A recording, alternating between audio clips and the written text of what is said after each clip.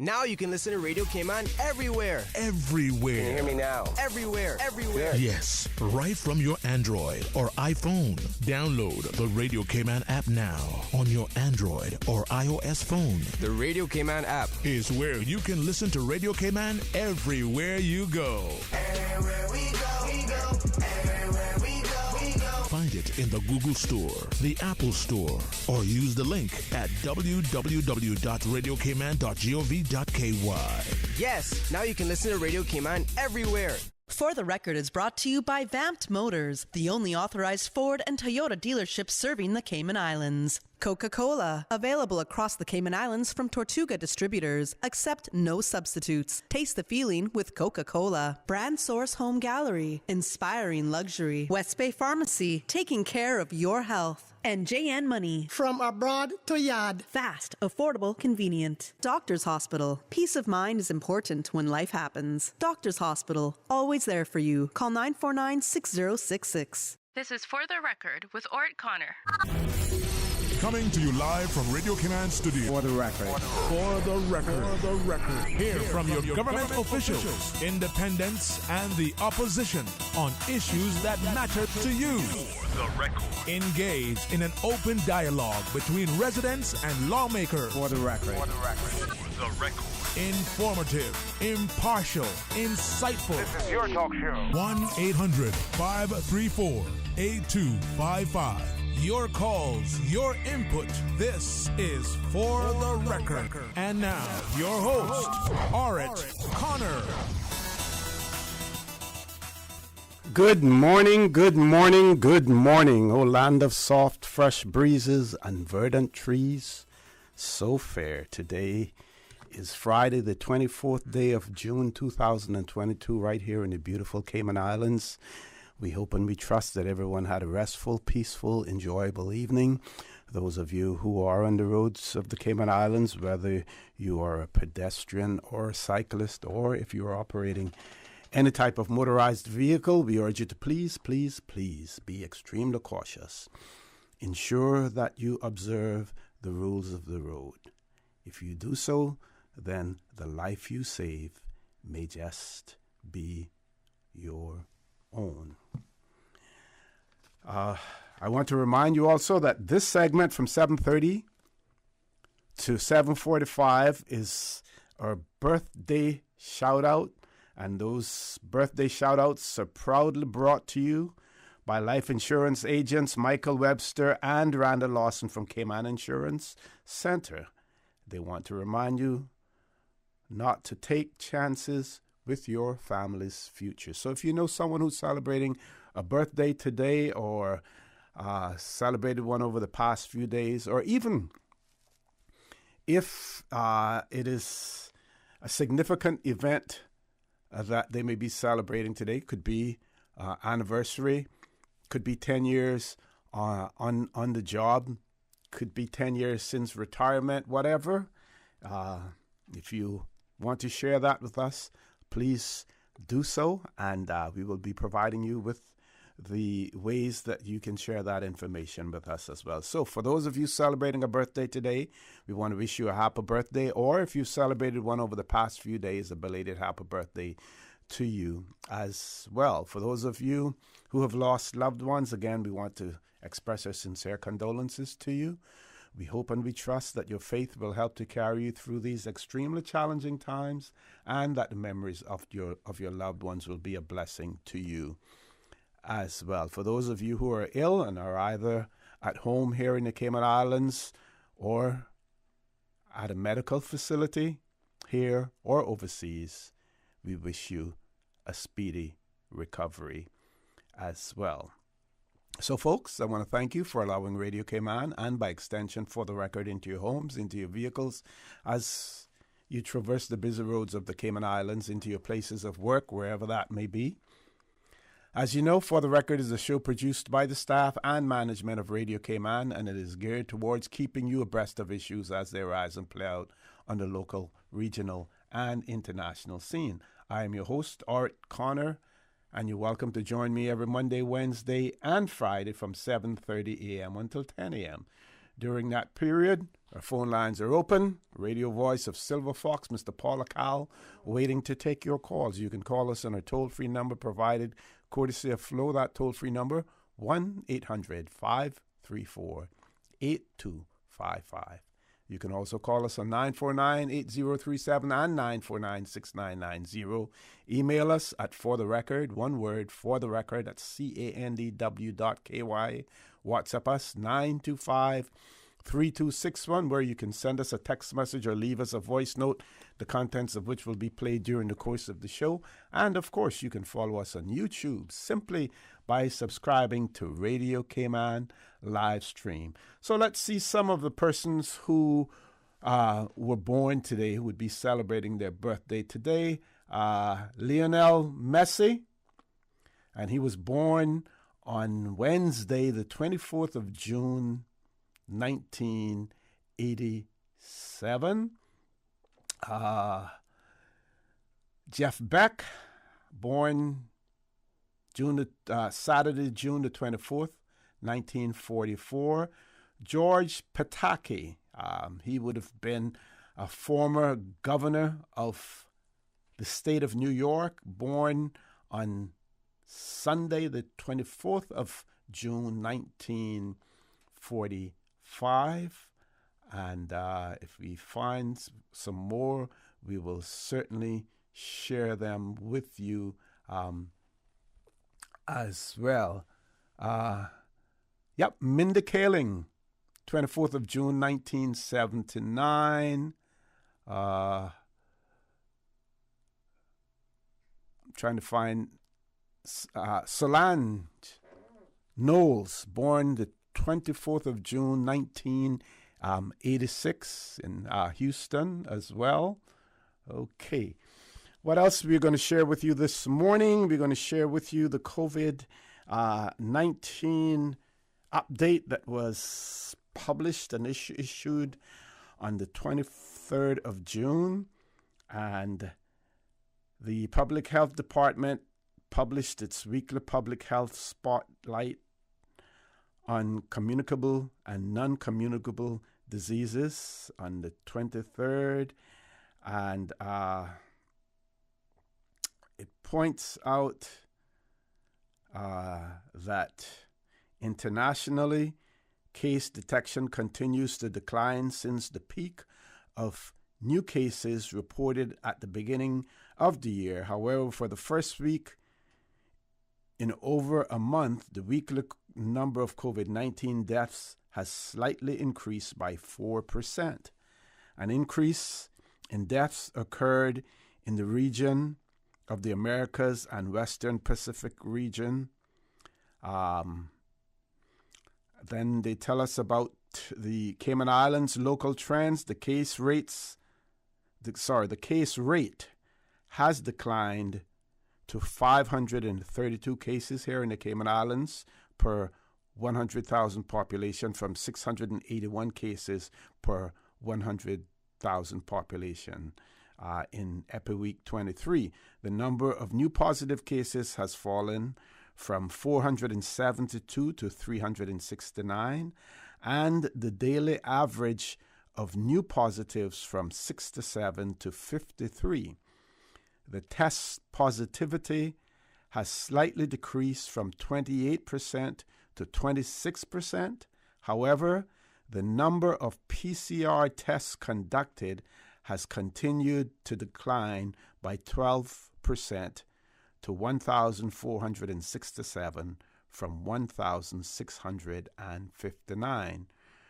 Regarding mortality, the Cayman Islands has still the lowest cumulative fatality rate amongst the Caribbean, UK overseas territories, and is amongst the lowest of all Caribbean countries.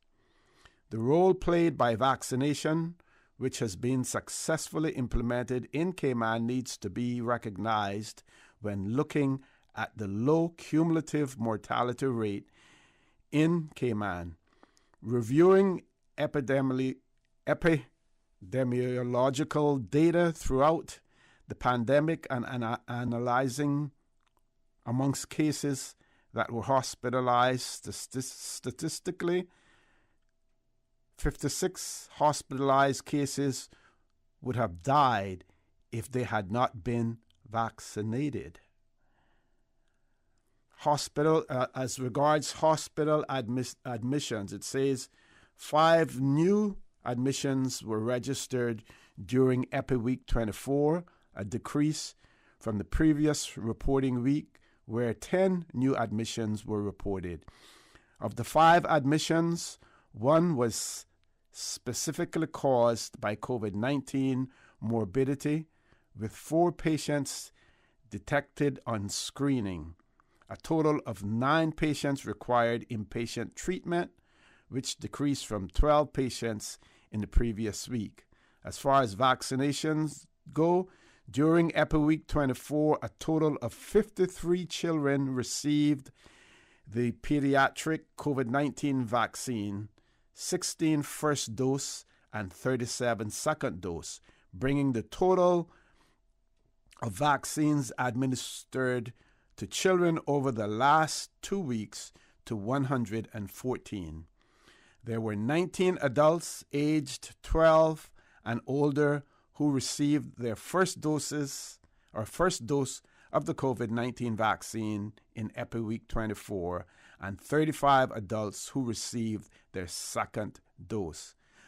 The key message that they want to get across to you, key metrics have started to improve again, and the declining trend in cases noted prior to last week has since continued. Vaccination continues to be the key protective tool against COVID-19. The full report can be found at the link below, which is www.gov.ky/news/by-category/health nutrition-care.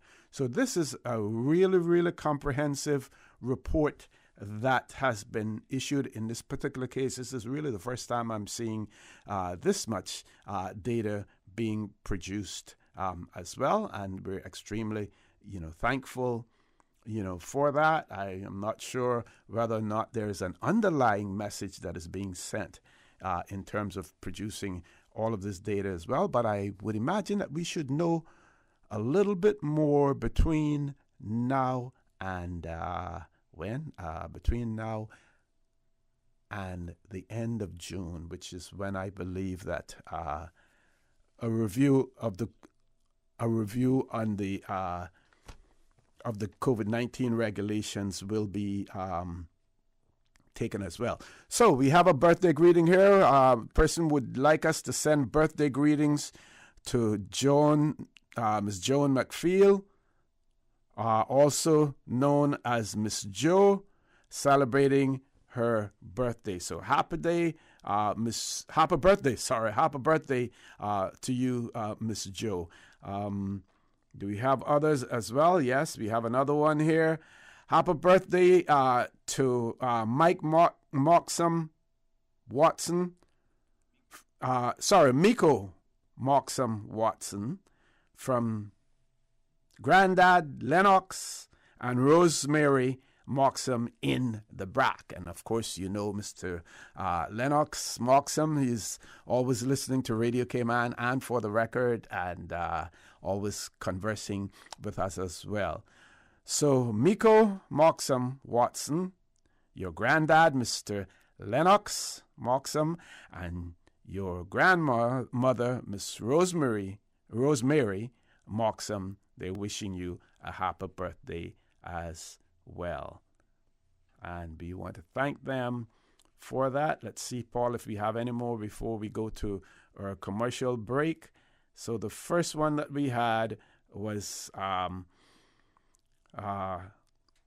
birthday greetings to Joan McPhail, also known as Miss Joe, celebrating her birthday today. Love and greetings from her family, mother, Miss Mavis, children, grandchildren, and all her sisters and brothers. May God continue to bless and keep her. That's Miss Jo. Always with a smile on her face. Whenever you see her and you greet her, there's that wide smile on Miss Jo's face as well. Any more, Paul? And we have a birthday greetings. Happy 47th birthday to my baby boy Chris. I pray God will grant him many more from your mom, Clincy. So, Chris, happy 47th birthday. At 47, you're still a baby boy. And that won't change, even with an increase in age. And that's coming from your mom, Clincy, as well. Folks, time for us to take a commercial break. Please stay tuned for the record. We'll be back shortly. The Cayman Islands boasts of a long, colorful, and rich history. In tribute to our roots, Radio Cayman, the voice of the Cayman Islands, is pleased to bring you the Historical Vignette Series, brought to you by Rotary Central. For more than 110 years, Rotary members have used their passion, energy, and intelligence to take action on sustainable projects. The Cayman Islands, He hath founded it upon the seas. Following a launchpad decade during the 1950s, the 60s saw several major developments as well. In 1961, the local branch of the Red Cross was established. In 1962, following Jamaica's independence from Great Britain, the Cayman Islands decided to remain a crown colony, governed by an administrator who reported directly to Westminster. The Mosquito Research Control Unit began operating in 1965, as well as the formation of the Chamber of Commerce, the publishing of the Caymanian Weekly, the precursor for the Caymanian Compass, and the Rotary Club of Grand Cayman was chartered. In 1966, landmark legislation was introduced to encourage the banking industry. In 1968, Cayman Airways began flying, and in 1969, the Cayman Drama Society was formed. Threads, fibers, the fingerprinted view, history captured, vibrations of color from canvas, the vivid, the lively, the subtle message in image, the potter's dream, the picture that speaks, that sings, that shouts, that laughs, that cries, layers of truth in revelation. The National Gallery, celebrating 25 years since 1996, now finally rooted in 10-year-old digs, a permanent home since 2012. The National Gallery of the Cayman Islands, our leading voice, the face of the visual arts, education, exhibition, the pearl of cultural exhortation, home of our treasure, the permanent collection. Bendel hides the pillar, the icon, master painter, trailblazer, our Caymanian Picasso. Rotary Central invites you to view all that we are at the National Gallery. Rotary serves to change lives. Radio Cayman's Historical Vignettes was brought to you by Rotary Central. For more than 110 years, Rotary members have used their passion, energy, and intelligence to take action on sustainable projects. At Doctor's Hospital, we know life happens, and usually when you least expect it. So when unexpected medical issues arise, you need quality care close to home. Located in the heart of Georgetown, our accomplished team of physicians and medical staff treat minor urgent conditions such as migraines, chest and abdominal pain, shortness of breath, burns, broken bones, open wounds, and more. 24 hours, 7 days a week with no appointment necessary. Peace of mind is important when life happens. At Doctor's Hospital, we're always here just for you. Need to speak to someone? Call 949-6066.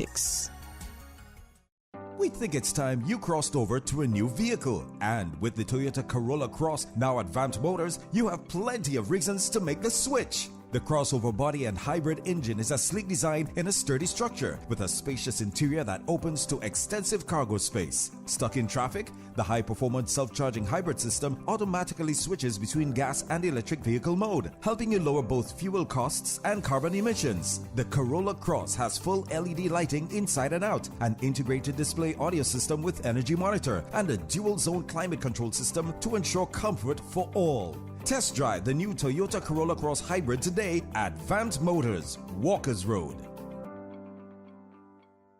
Make your house into a home.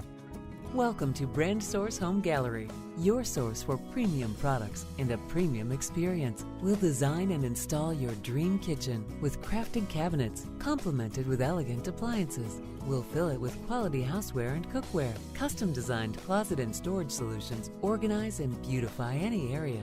And with the finest bedding, you'll get a perfect night's sleep knowing Brand Source Home Gallery has everything you need to make your house a home. JN Money, money touchdown. Send the money now, reach wow. You say you need some money, JN Money, I can send it in a hurry. Get through quick when you come collect your cash, or use a money card and swipe it in a flash. Send funds to any bank, yeah. Pay your bills quick, yeah. Low fees, you know what it, yeah. JN Money, we are pick, yeah. Send and receive funds at any JN Money location. It's fast, affordable, and convenient. Money touchdown with JN Money. Send funds to any bank, yeah.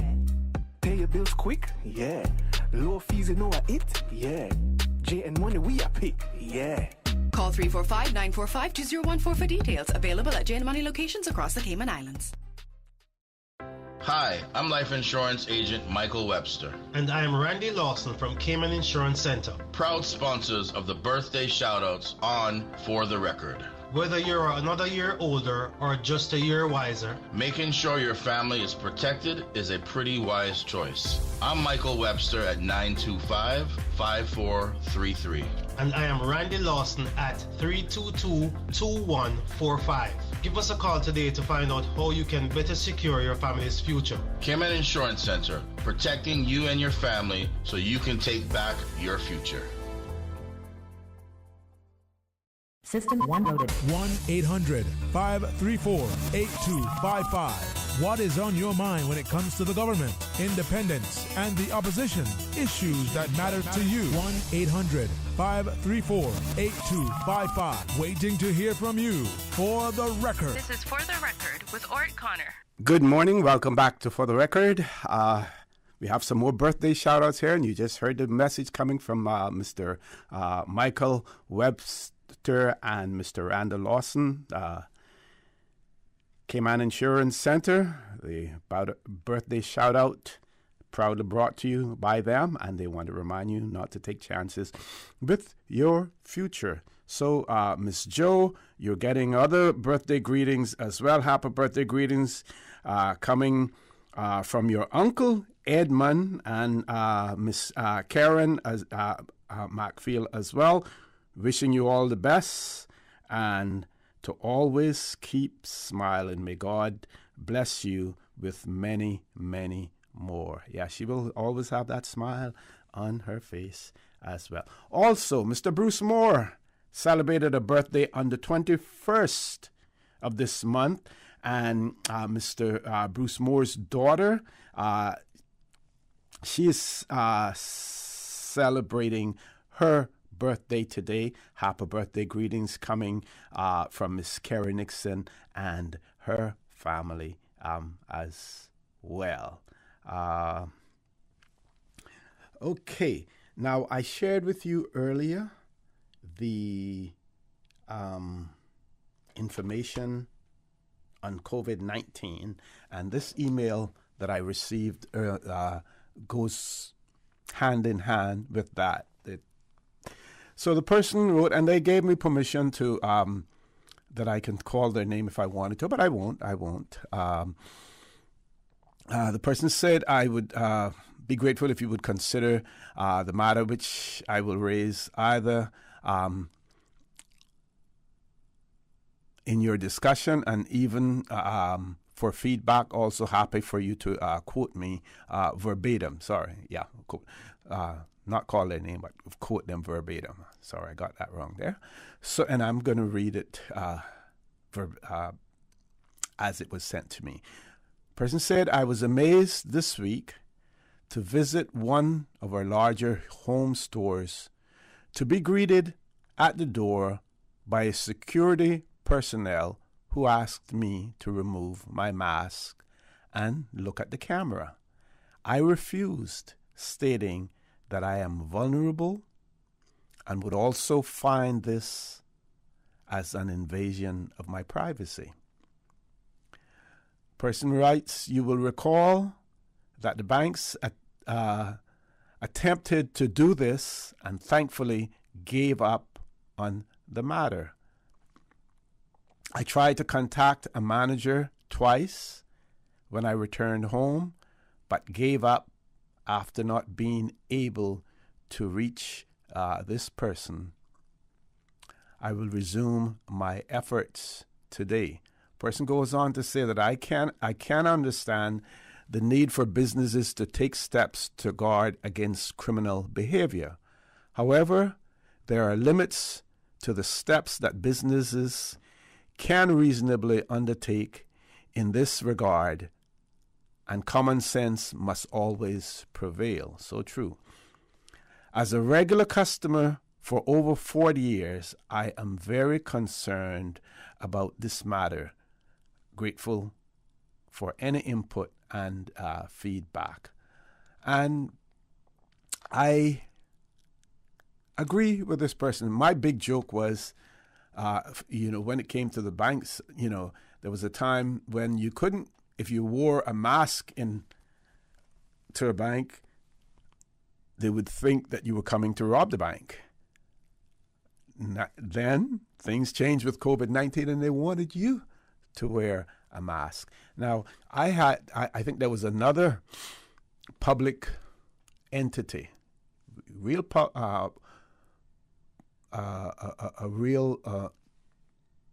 popular one, especially amongst civil servants and their families, where that policy was in place as well. You got to the door, you had to remove your mask, look at the camera before you were allowed to enter. Thankfully, that has been discontinued as well. I had reason to go there on Monday, and I simply, of course, I went to the dispenser and put the liquid on my hand and kept my mask on and went inside as well.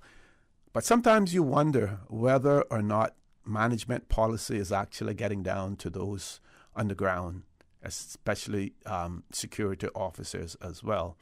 And we also know that some security officers, despite whatever training they may have, come from jurisdictions where they feel all-powerful and almighty and like to flex their muscles as well, and maybe doing it on their own initiative. So it'll be interesting when this writer is able to contact management to determine precisely what the policy is as far as having to look up at the camera if you have a mask on and take that mask off before you are allowed to enter the stores.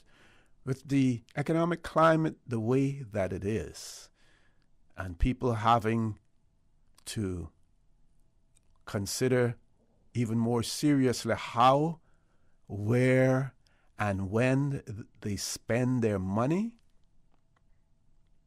businesses need to be cognizant of that fact, especially when there are other options for consumers to explore. In most instances, one business is not the only game in town. There are others as well. So that is to be reminded. But we look forward to hearing from this writer as to what response they receive from management at the end of the day. Folks, we've reached the top of the hour. So we're going to the 8 o'clock news. When we return, we're going to be talking about Art Week in the Cayman Islands as well. So we will have guests in the studio after the 8 o'clock news. Please stay tuned for the record. We'll be back immediately after the 8 o'clock news. Radio Cayman time check just about 5 seconds away from 8 o'clock. This time check is brought to you by our friends at Foster's. Make way for Dairy Month. This year, Foster's is taking a legendary spin on dairy. Each week, Foster's Camana Bay will be offering special weekly samplings of yogurt, cheese, and dairy alternative products. We're also offering 5 lucky customers a chance to win a $200 Foster's card when you purchase any 5 dairy products at any Foster's location from now until 30th June 2022. For more information, head to fosters.KY. Get moving with us and celebrate dairy all month long. Foster's, better because we care. The voice of the Cayman Islands. 89.9 FM in Grand Cayman and 93.9 FM in Cayman Brac and Little Cayman. Silver wings shining in the sunlight. Radio Cayman. The 8 a.m. news is brought to you by ValueMed Pharmacy. Save time and order your prescription refills online at value-medpharmacy.com. VALU-medpharmacy.com. For today's biggest news. Radio Cayman, the voice of the Cayman Island.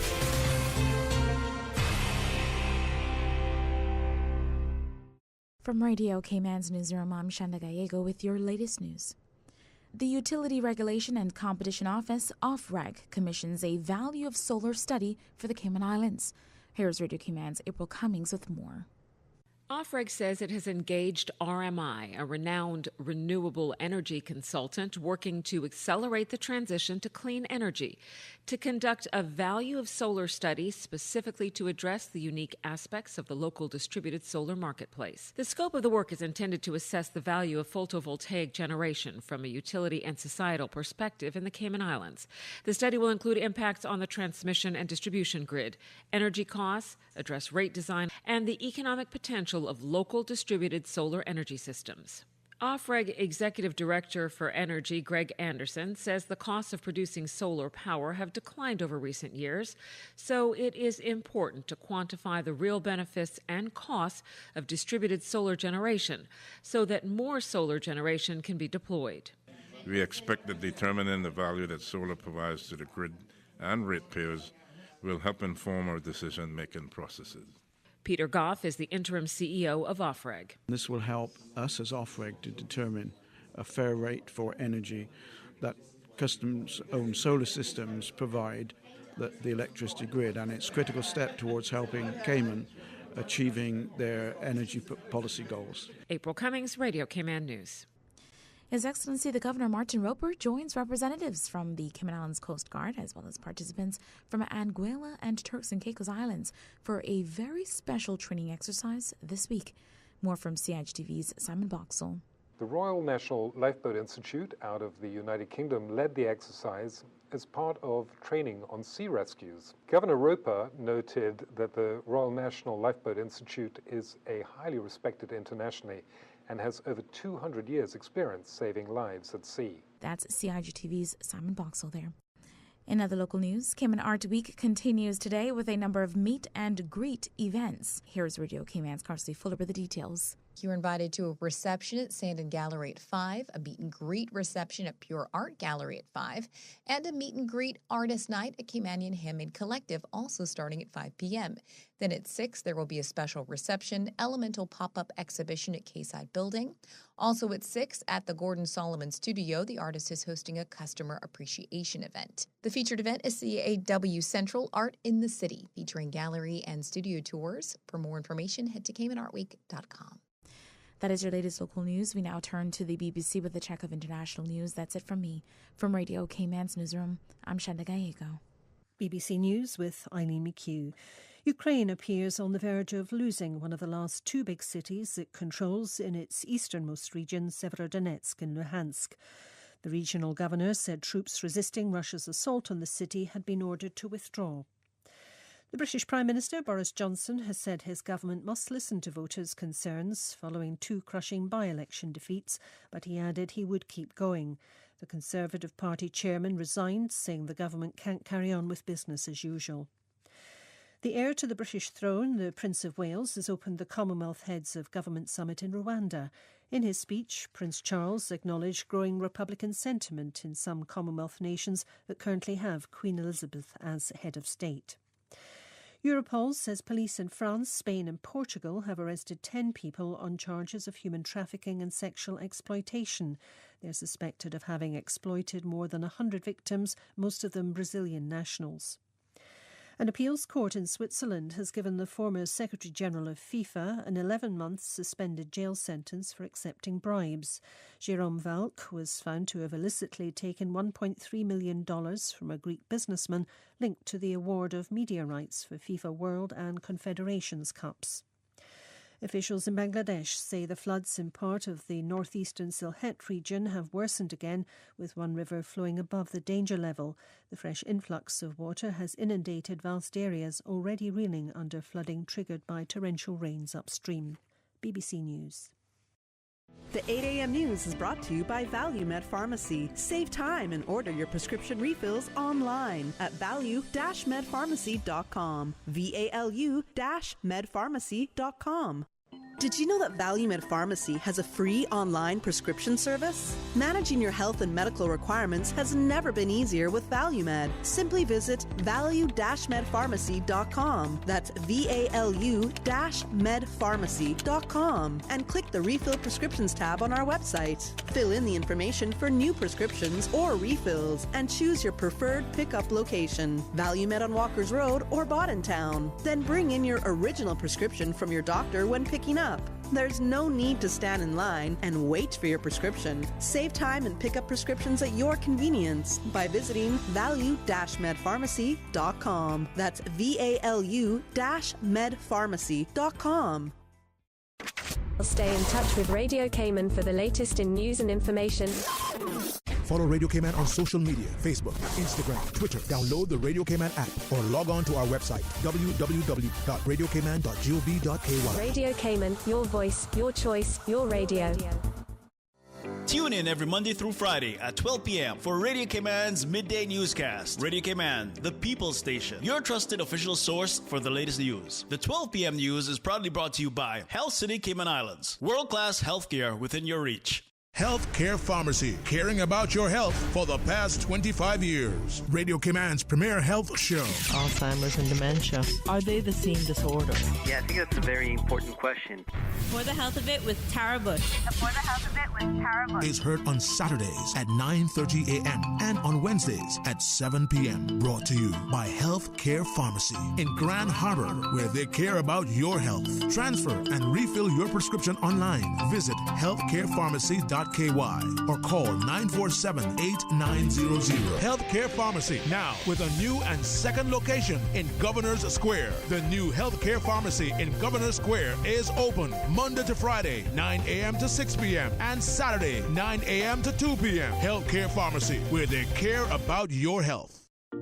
This is an important public service announcement. In accordance with the Standards in Public Life Act, annual declarations of interests must be submitted between July 1st through 30th, 2022 for members of Parliament, various categories of public officials, and members of governing bodies of statutory authorities, government companies, and commissions created under the Constitution. The Register of Interest portal for the electronic filing of declarations will be accepting 2022 submissions on the 1st of July, 2022. For more information or to determine if you are required under the Act to file a declaration, visit standardsinpubliclifecommission.ky/Register of Interests.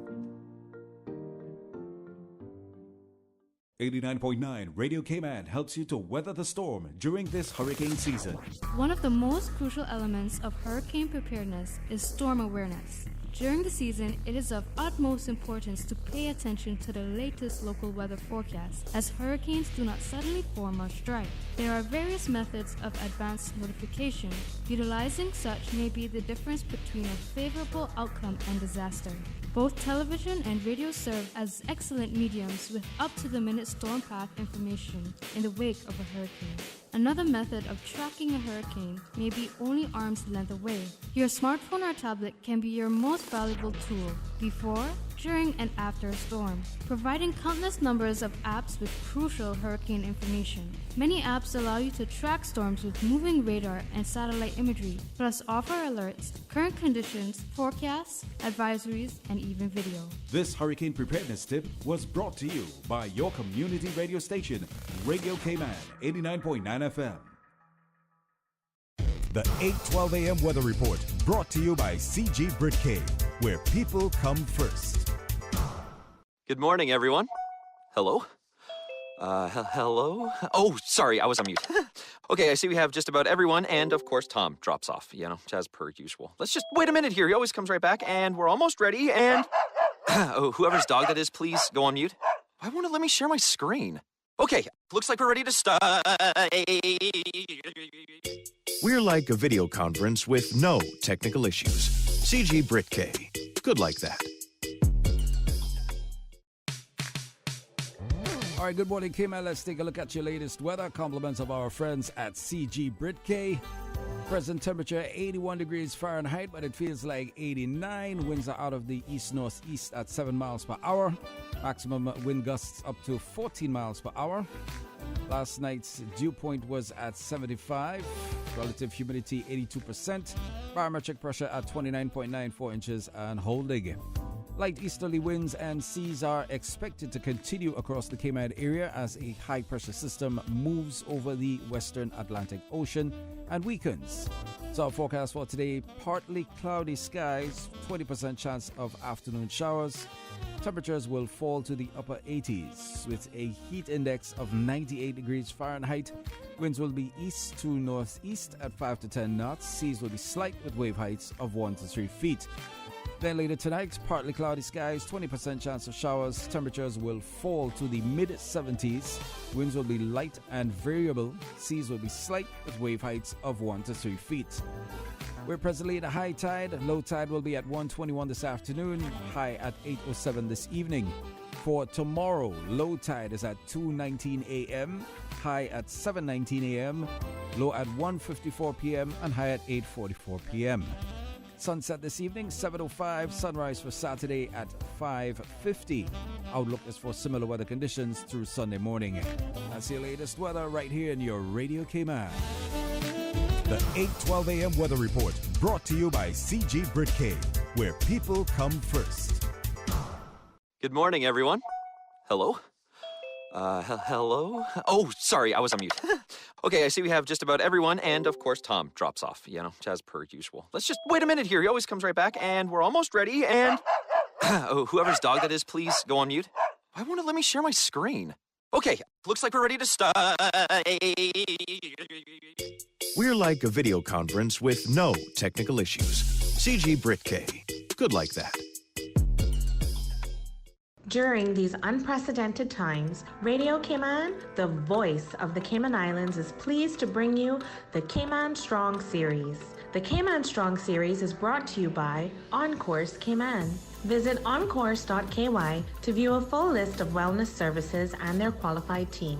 Encourse Cayman, health, wellness, and happiness.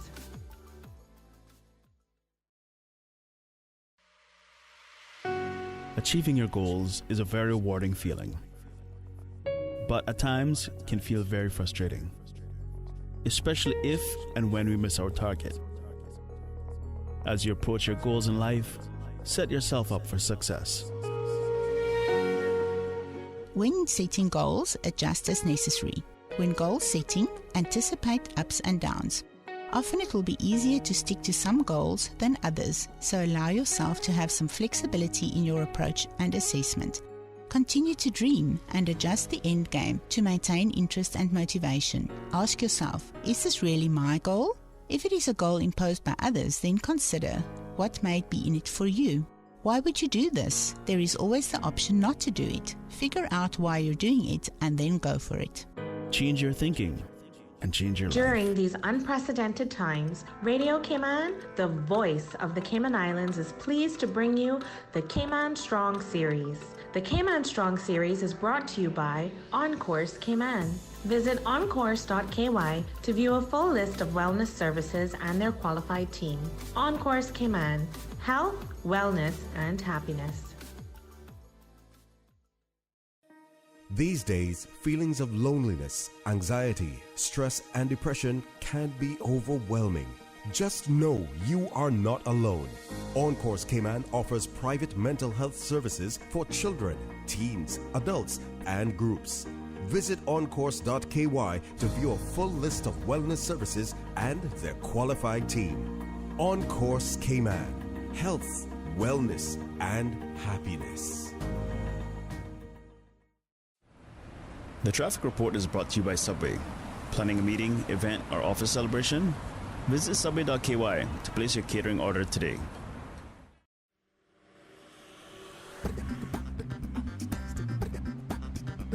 All right, good morning, my friends. Let's take a look at your present traffic situation coming out of the east-west arterial. Minimal traffic heading into the Georgetown area. Of course, getting to the Red Bay Roundabouts. Traffic coming out of the Prospect area. Get a little bit of slowdown of traffic there in that area. If not, it's moving moderately. And getting past the Century 21 roundabout, those going through South Sound will have free flow of traffic getting into the Walkers Road area. And if you're going through Walkers Road, expect some light traffic as you get past the schools. And similar situation along South Church Street, leading into Seafarers Way. Continuing on the Linford Pearson, a bit of traffic as you turn on that kind of highway. As you go around the CUC roundabout, those continuing on Crew Road as well, you will meet up some traffic at a slow pace, moving just under 20 miles or less. Once getting into Georgetown, though, streets in Georgetown fairly light. Godfrey Nixon Way, Eastern Avenue, Shetland Road, light traffic on those roads. And looking down at West Bay Road from the Ritz-Carlton, good flow of traffic into the Georgetown area. Focusing the cameras now onto the Butterfield Roundabouts. As soon as the camera moves in that position, we'll see how the traffic situation is there. Of course, traffic coming off the Esley Tibbetts Highway a bit slow. Heading eastwards, if you're heading towards Dorsey Drive, expect some traffic in that area as well. But heading southwards, traffic is flowing smoothly in some areas of that road. So buckle up and stay safe. Look out for pedestrians, those on scooters, bicycles, motorbikes. Buckle up and be safe out there. Don't be texting and driving. Stay safe, my friends. Your traffic report brought to you by our good friends at Subway. Subway is giving you flavor around the clock with the new Chicken Squad sandwich options. Try the classic chicken and bacon ranch, the sweet and savory barbecue chicken, or the chicken cordon bleu. 3 new appetizing and delicious sub options that you can also make into a wrap. The Chicken Squad is available at Subway for only a limited time. Subway, giving you something to cluck about. The traffic report is brought to you by Subway. Planning a meeting, event, or office celebration? Visit subway.ky to place your catering order today. Do you need your account balance from the Water Authority? Give us a call. Customers can now confirm their account balance over the phone in 3 easy steps. 1. Call our office at 94-WATER, that's 949-2837, and press 2 for account balance. 2. Enter the full 11 or 12-digit account number. 3. Press pound. And get your account balance. You can check up to 5 account balances in one call, and if you accidentally enter the wrong number, you have 3 tries to enter it correctly. This service is open to all customers, including tenants. Call the Water Authority to get your account balance today. Excuse me, I noticed you from afar. Really? Me? Well, not you. The KFC sandwich you're eating? Oh, Zinger. Sorry, I'm not trying to be funny. No, it's called the Zinger Sandwich. Crunchy, juicy, 100% chicken breast, crisp lettuce, sweet mayo on a seeded bun with a little zing. KFC's chicken is not factory breaded, frozen and refried like the Burger Boys. Customize your KFC Zinger and dip it in barbecue sauce. Wow, now I'm starting to notice you too. KFC, it's finger-licking good. For the record, with Ort Connor. Initiating system. For information that matters. For the record, with Orit Connor. Continues right now on Radio Cayman. Good morning and welcome back to For the Record. It is my pleasure to have in the studio to talk about Cayman Art Week. And she is also the founder of Cayman Art Week in the Cayman Islands, and also a recent recipient of the British Empire Medal in the Cayman Islands, none other than Miss Natalie Orchard. Good morning. Welcome to For the Record. Congratulations on your award. Thank you so much. And of course, it's wonderful to be back. It's been a while since I was here, and I'm very excited to come out and talk to you today about Cayman Art Week. Sure. Okay, well, tell us about its origins. So we are halfway through. It's a 5-day week. And of course, we started Cayman Art Week last year. I have a wonderful team of volunteers that, together we create this event. And we were really sort of sitting down and looking at the creative sector coming out of the pandemic, like many small businesses in Cayman, with the borders closed. Obviously, a lot of our creatives, whether these are actors, dancers, musicians, or visual artists, small gallery owners, really rely very heavily on the tourism sector for the sale of art. So we wanted to create something that would help boost those sales after 18 months of sort of difficult times. And Art Week was the concept. It's not an original idea. They have art weeks all over the world and in major cities. And it's just a way of sort of, in a very comprehensive way, shining the light on small businesses that support the creative sector. And it's grown already. So last year, I think I had this idea that it would be maybe a couple of days of events, 100 people coming out to see a couple of venues. And I think the need was so great last year, and the excitement around celebrating creativity. We kicked off last year with about 25 venues already. And then this year we have 38 creative venues, and that's a combination of established art galleries that you might know and love, people like Pure Art Gallery in South Sound. It's the longest running art gallery in the Cayman Islands. Kennedy Gallery, of course, the gallery at the Ritz-Carlton, those type of venues. Then we also have artists opening up their own studios to the public during Art Week. So again, it's a great way of getting access to those creative spaces and sort of watching the work happen. And then lastly, we have what we call pop-up exhibitions. So we have different creatives and artists finding empty real estate across all 3 Cayman Islands and actually creating exhibitions for artists in those spaces. And those will only exist specifically for the 5 days of Art Week. Okay. What about the sister islands? Well, straight away last year, we wanted to make sure that all 3 islands were involved, and we are super excited to partner again with the Gordon Solomon Studio, which many people will know in Cayman Brac. Yes. So Gordon is really hosting the kind of Art Week Central in Cayman Brac, and they had the kickoff event on Wednesday. He's doing a series of workshops and open house events at his studio. Simone Scott, Simone's Art Gallery as well, is also opening its doors and having events through Art Week, including some painting workshops on the weekend. And then we are collaborating with the Seahorse Boutique in Little Cayman. It's a relatively new venue. Gay and Ed in Little Cayman have been around for many, many years, and they've just started this wonderful cafe boutique, but also they support local artists as well. So they have a wonderful gallery within their space, and they'll be open for Art Week too. So there's a lot happening in the Sister Islands. Excellent. So let's go down the calendar for the remaining days, starting with today. Today is our big day. So you can hear in my voice that we're halfway through. We've been doing a lot of events, and I think in total we've had about, for the schedule this year, about 50 events. So there's a lot going on. And what's really important is these events are all free to the public. So we have different ways that you can access them, and I'll talk about that in relation to this evening. But tonight is our big collaboration with Georgetown Revitalization and the amazing team that Colin Lumsden heads up down there. And that's a collaboration between Georgetown Revitalization and Cayman Art Week to really highlight the creative venues in Georgetown. There are 15 venues participating tonight. Wow. And we've been sort of carefully curated this bus tour. So you can literally hop on and hop off a bus at any of these venues between 6 and 9. And there's also pocket walking tours within that too. So where you have a cluster of galleries like Guy Harvey on the waterfront, Three Girls in a Kiln have just opened next door, and then we have 2 pop-up exhibitions on either side of those. So you can kind of do that four-gallery walk, get on a bus and go to another part of Georgetown. We also have a launch event that GTR are hosting from 5 p.m.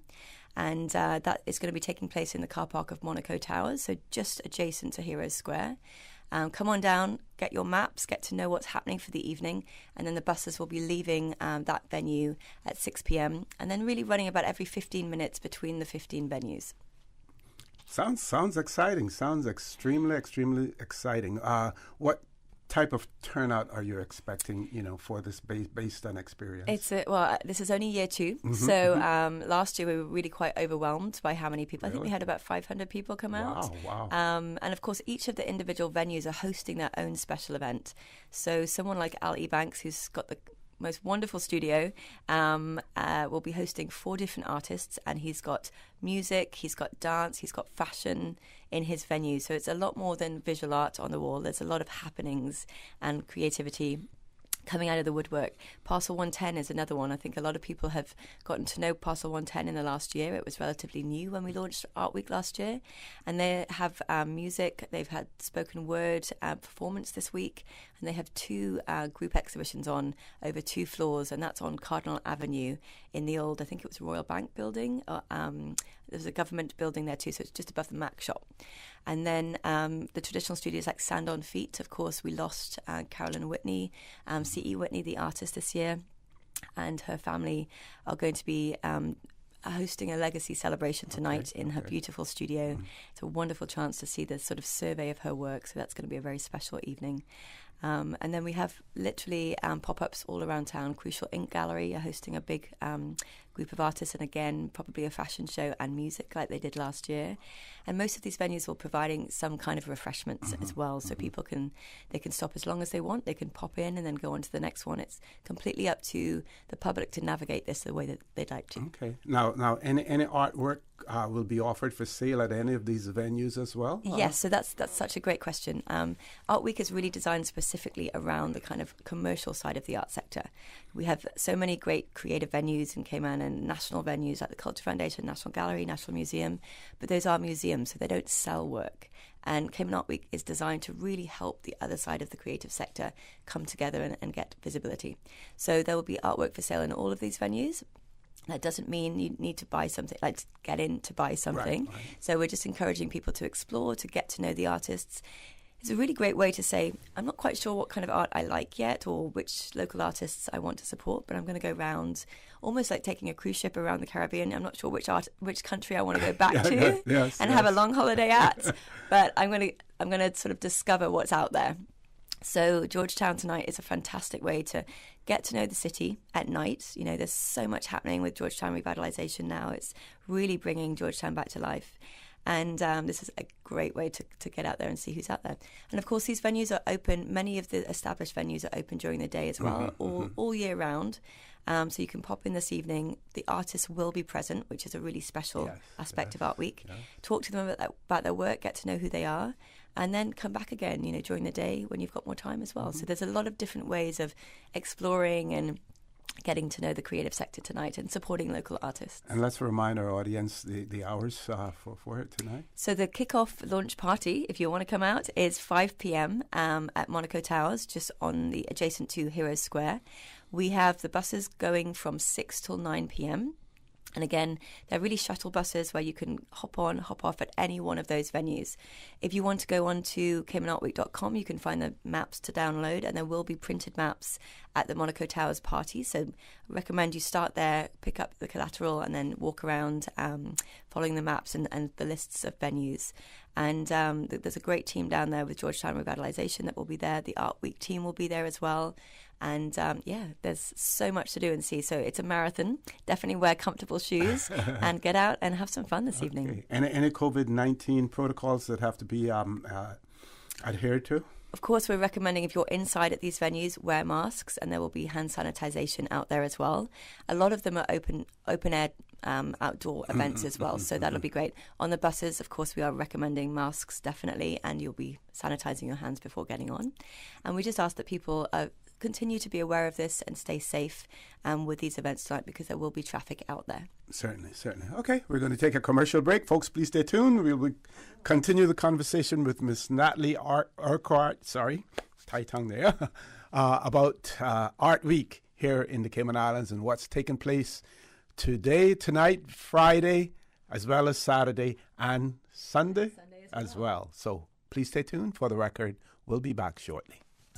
At Doctor's Hospital, we know life happens, and usually when you least expect it. So when unexpected medical issues arise, you need quality care close to home. Located in the heart of Georgetown, our accomplished team of physicians and medical staff treat minor urgent conditions such as migraines, chest and abdominal pain, shortness of breath, burns, broken bones, open wounds, and more. 24 hours, 7 days a week with no appointment necessary. Peace of mind is important when life happens. At Doctor's Hospital, we're always here just for you. Need to speak to someone? Call 949-6066. What's that? No sugar, same amazing taste? Coca-Cola Zero Sugar is here to stay. Classic taste, pure satisfaction. Be sure to stop into any Tortuga location and get your own case of Coke Zero.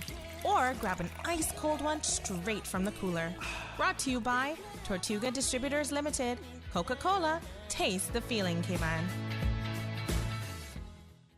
We think it's time you crossed over to a new vehicle. And with the Toyota Corolla Cross now at Vamped Motors, you have plenty of reasons to make the switch. The crossover body and hybrid engine is a sleek design in a sturdy structure with a spacious interior that opens to extensive cargo space. Stuck in traffic? The high-performance self-charging hybrid system automatically switches between gas and electric vehicle mode, helping you lower both fuel costs and carbon emissions. The Corolla Cross has full LED lighting inside and out, an integrated display audio system with energy monitor, and a dual-zone climate control system to ensure comfort for all. Test drive the new Toyota Corolla Cross Hybrid today at Vamped Motors, Walkers Road.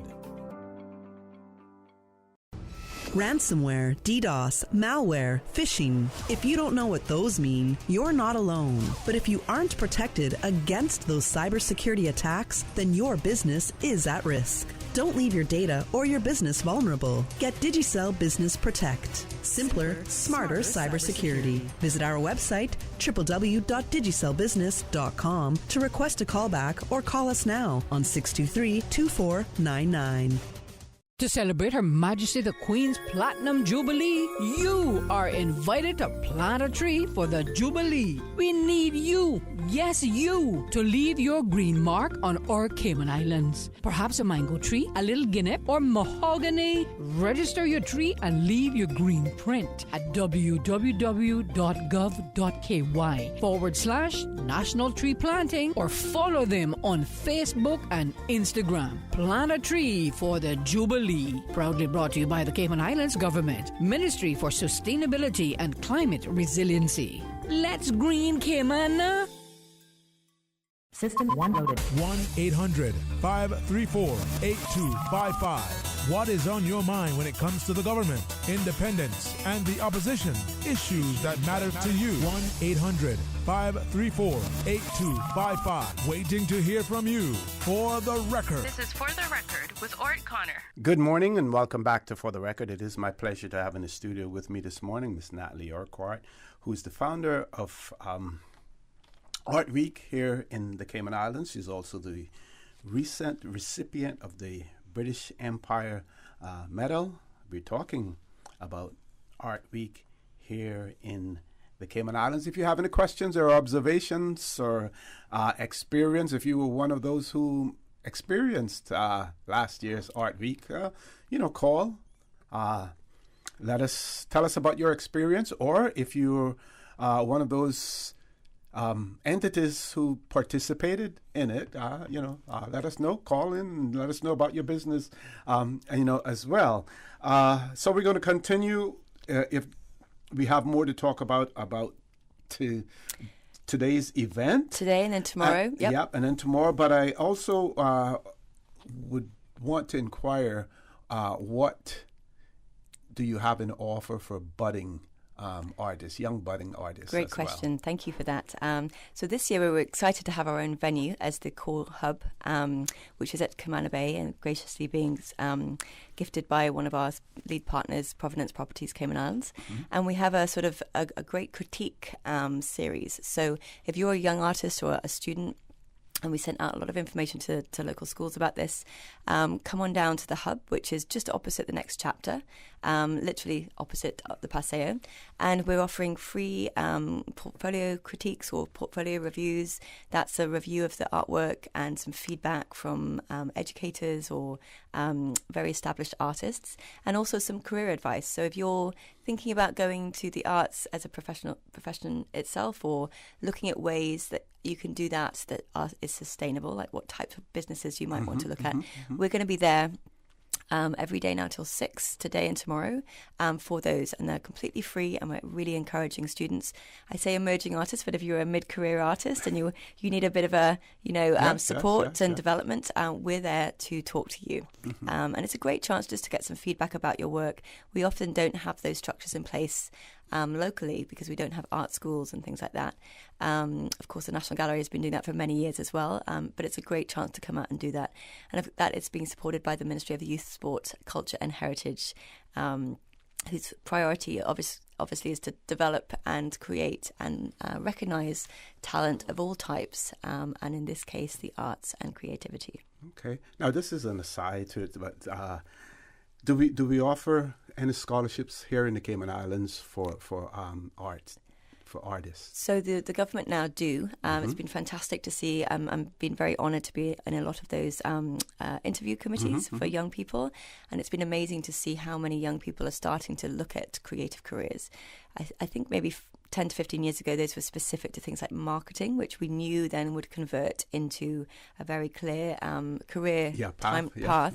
But now, people are going away to study animation, graphics, fine art in itself, environmental sculpture, which obviously sounds like quite an unusual thing to do. And, we're seeing some really wonderful students going away and then coming back. And I know at the National Gallery we've been really trying to remain connected to those students all the way through, from work experience to paid summer internships to going away on scholarship and then coming back to a career at one of these big cultural organisations. Because, the National Museum, the Culture Foundation, the National Trust, the National Gallery, we all need young, bright Caymanians to come and take up the gauntlet and to run these major institutions going forward. So there is, really, there are career paths in what we do, and I think I'm a product of that myself. I studied art history, and everyone said, "What are you going to do with that?" Yes. Yeah, I was going to ask you that question. You always heard the phrase, starving artists. But they don't necessarily have to starve, especially in this day and age. There's so many areas that you can branch out into. Absolutely. I saw a documentary the other day on digital art, which seems to be becoming a huge big thing as well. Huh? Yeah, so NFTs, so non-fungible tokens, is connected to the sort of way that those are being, and it's a new world. Obviously, I'm getting to know it as well, so I am no expert. I want to put that out there. But we do have some really interesting digital artists in Cayman that have been practicing for quite a long time. Dreddy, so it's Shana Carr, who's known as Dreddy, and his artist name has been doing digital art for a long time. I had a wonderful catch up last night with Michael Motham, who's a young artist who is, I believe, works with Mr. Elroy at Lighthouse School, I believe. But he is doing, he's been doing digital art for a few years, and he was on display with prints of that digital art last night at Kennedy Gallery. Wow. And that was absolutely wonderful to see, because he's an emerging talent, a wonderful young man. And then there are 2 galleries, I believe. I think it's a pop-up at the Coca-Cola real estate office run by Blue Dot Studios at the Grove, who are looking at doing some non-fungible token experiences. And then the A-Ward Art Gallery, which is a wonderful pop-up at Camana Bay on the corner of Forum Lane and Market Street. And they are doing something on Saturday about non-fungible tokens as well. Excellent. Okay. So since you mentioned Saturday, what's happening on Saturday? So Saturday is our Eastern District tours. So Cayman Art Week has designed the Sister Islands program run throughout the week. And we focus a different night. Last night we had a fantastic evening in 7 Mile Beach with 14 venues. The night before we were in West Bay with Cadia Goulburn Gallery and the pop-up at Calypso Grill, both of which are open for the week. And tomorrow we are heading east. So we have a bus tour that's leaving our hub at Camana Bay at 9 a.m. and that runs to 1 p.m. And some of the stops along the way are White Dog Gallery and Breakers. We have the K. Smith Gallery, which is at the sort of end of Bodden Town Road, just before the junction to Frank Sound. Wonderful gallery space and studio. We're going to Pedro's to visit the Visual Arts Society, which, of course, is the longest-running art collective in the Cayman Islands, having been established, I think, in 1977. Okay. Still running strong, and they have the Watler Cottage at Pedro's. They have a wonderful exhibition, and they're going to have some ceramic demonstrations with artists there. And then we are heading to Mind's Eye Centre with the Cayman National Culture Foundation, Miss Lassie's Cottage, I think we know it better as. Yes. And we have a wonderful exhibition of about 25 reproduced artworks in an exhibition that has been curated by William Helfrich of the National Gallery as a collaboration between the two organisations. And of course, you'll be able to learn more about the cottage itself and what the Culture Foundation are doing to preserve and share that with the public.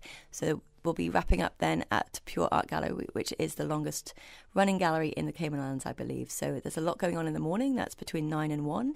And then from 1 till 4, there's a bus leaving Grand Harbour, my apologies, I believe. This is all on the website and our Instagram page to go up to the Wyndham Resort, Tides Restaurant.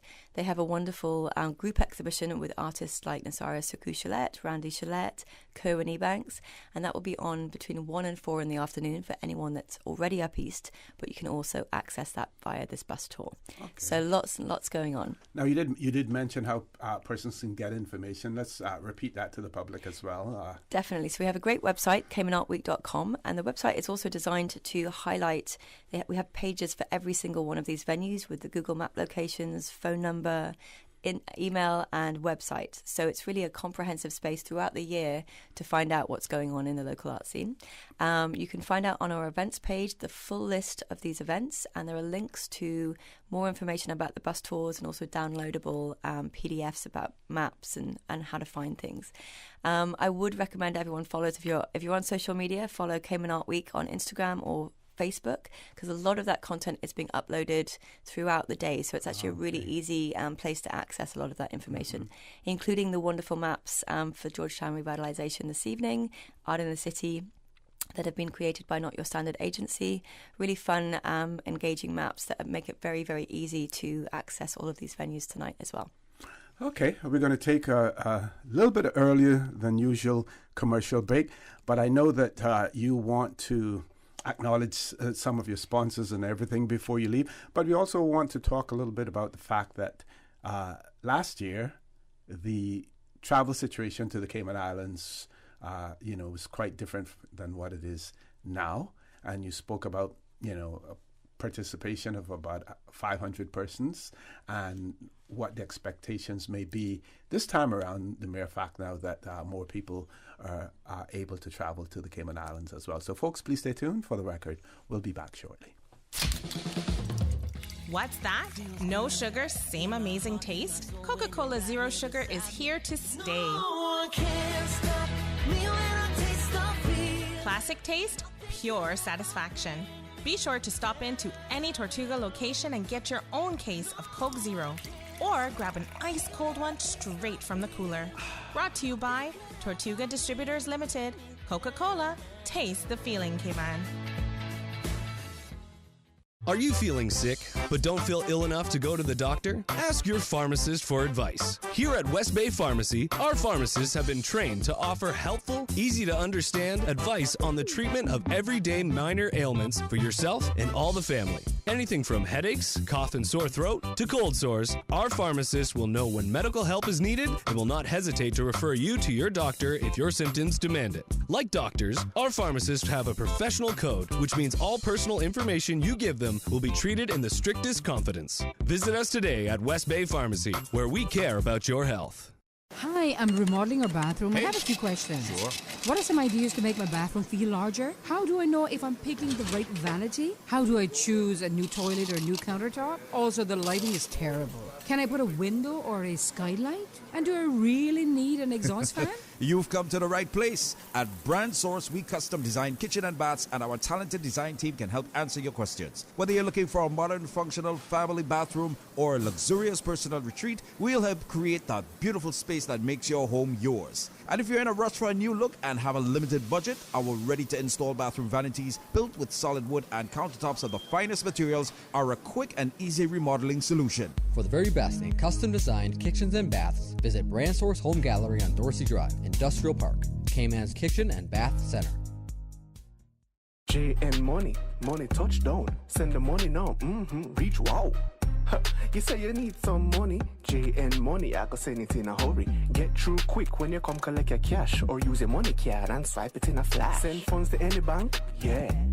Pay your bills quick, yeah. Low fees, you know what it, yeah.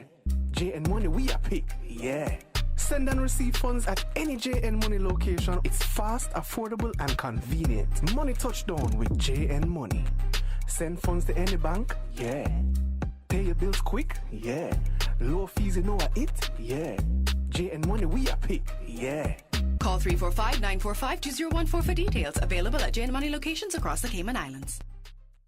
Remember to discard all fresh fruits and vegetables, meats, all foods in canisters, dented, leaking or rusting cans after they have come in contact with floodwater. Also discard foods that are stored in cardboard boxes, paper foil, cellophane, and cloth, as well as those in open containers and packages. For more post-hurricane food safety tips, visit DEH website at deh.gov.ky. For the record, with Ort Connor. Initiating system. For information that matters.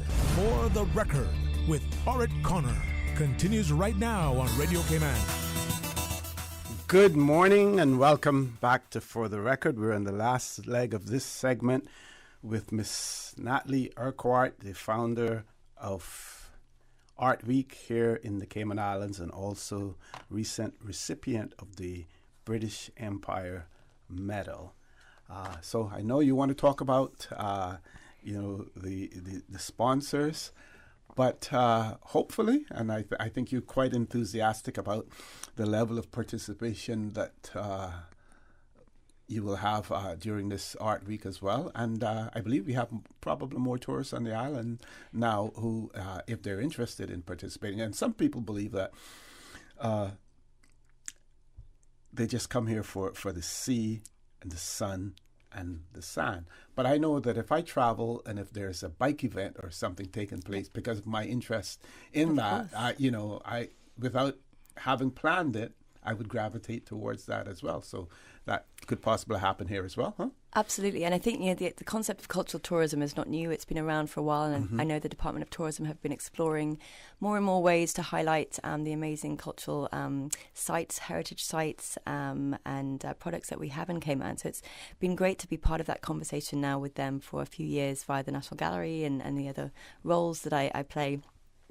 But I think, again, if we look at the concept and the frame of an art week and look at how places like Miami is a great example. People hear about Art Basel in Miami at the end of the year. It's a huge art fair, but Basel is one fair of 22 that now run in Miami in 1 week at the beginning of December.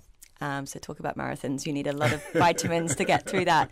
But it's actually remarkable and it's really transformed Miami as a cultural centre. Obviously, we're a much smaller space in many ways. We have a smaller audience, but there's a lot of potential, I think, to really, Cayman punches above its weight in so many things. Why not start shining a light on this at a national level and taking it international? Again, a lot of the cultural organisations have been doing that for many years, but if we come together with all of these venues, 38 venues and, probably 80 plus artists on display, it's been fantastic as well. At the beginning of this week, we had the Minister of Tourism and Transport, Honourable Kenneth Bryan. We had the Chief Officer, Teresa Echenike, on behalf of Honourable Bernie Bush, Minister for Youth, Sports, Culture and Heritage. We had Colin Lumsden representing the Minister of Planning, Agriculture, Infrastructure and Housing, all together in a room talking about how we can do this together. Okay. You know, if we can do alignment across ministries, culture, you know, ticks every single ministry's box, whether that's sustainability, finance and investment. Of course, we're looking at the creative economy. So to have people together looking at this as potentially a viable product to market to tourism and grow in a longer scale could be fantastic going forward. Yeah, definitely.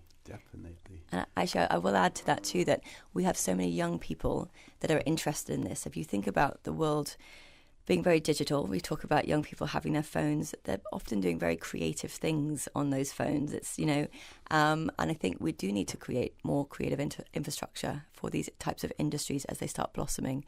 Most Caribbean islands now have some kind of policy or legislation around creative industries specifically, not just cultural production. Jamaica is a great example of that. It's got a UNESCO status recognition as you know, a creative town for music now. Barbados is, you know, has legislation on creative industries and cultural industries to really give creatives support. You know, and that's kind of what we're gearing towards with Cayman Art Week as well, the bigger infrastructure for the creative industries. Okay. I want to talk about your sponsors as well. That would be great because, you know, one of the key things that we really wanted to do going out for Cayman Art Week, and particularly when we launched it last year, coming out of the pandemic, we didn't want there to be a charge for participation for venues and artists. We didn't want there to be a charge to jump on the bus and, you know, experience all of these things. And we really didn't want there to be any barriers to public engagement. And we can only do that because we've had a really remarkable outpouring of support. Mrs. Susan Oldie is our patron. Of course, she's very well known as the chairperson of the National Gallery. She's on the board of CNCF, probably one of our biggest, longest running arts and culture philanthropists in Cayman. Right. And so she's really been a core supporter since day one. She's away this month, but I'm sending images of all the things that are going on via WhatsApp, so that's been quite fun. Ministry of Youth, Sports, Culture and Heritage, of course, are a major lead partner this year. It's been wonderful to work with them to really expand the youth component of Cayman Art Week. Provenance Properties Cayman Islands, Georgetown Revitalisation, and of course through Georgetown Revitalisation, the Ministry of Planning, Ministry of Tourism and Department of Tourism. National Gallery, of course, has been a major partner since day one. And then we have some wonderful kind of more in-kind supporters like Real Life Magazine, Not Your Standard Agency, Monaco Towers, Jack Scott, and of course our tour companies have been fantastic as well, helping us get the buses out there. There's also 38 venues, so do jump on the website to learn about who they are because, of course, they're supporters in kind and in their own right. They're doing a lot of work to make this happen.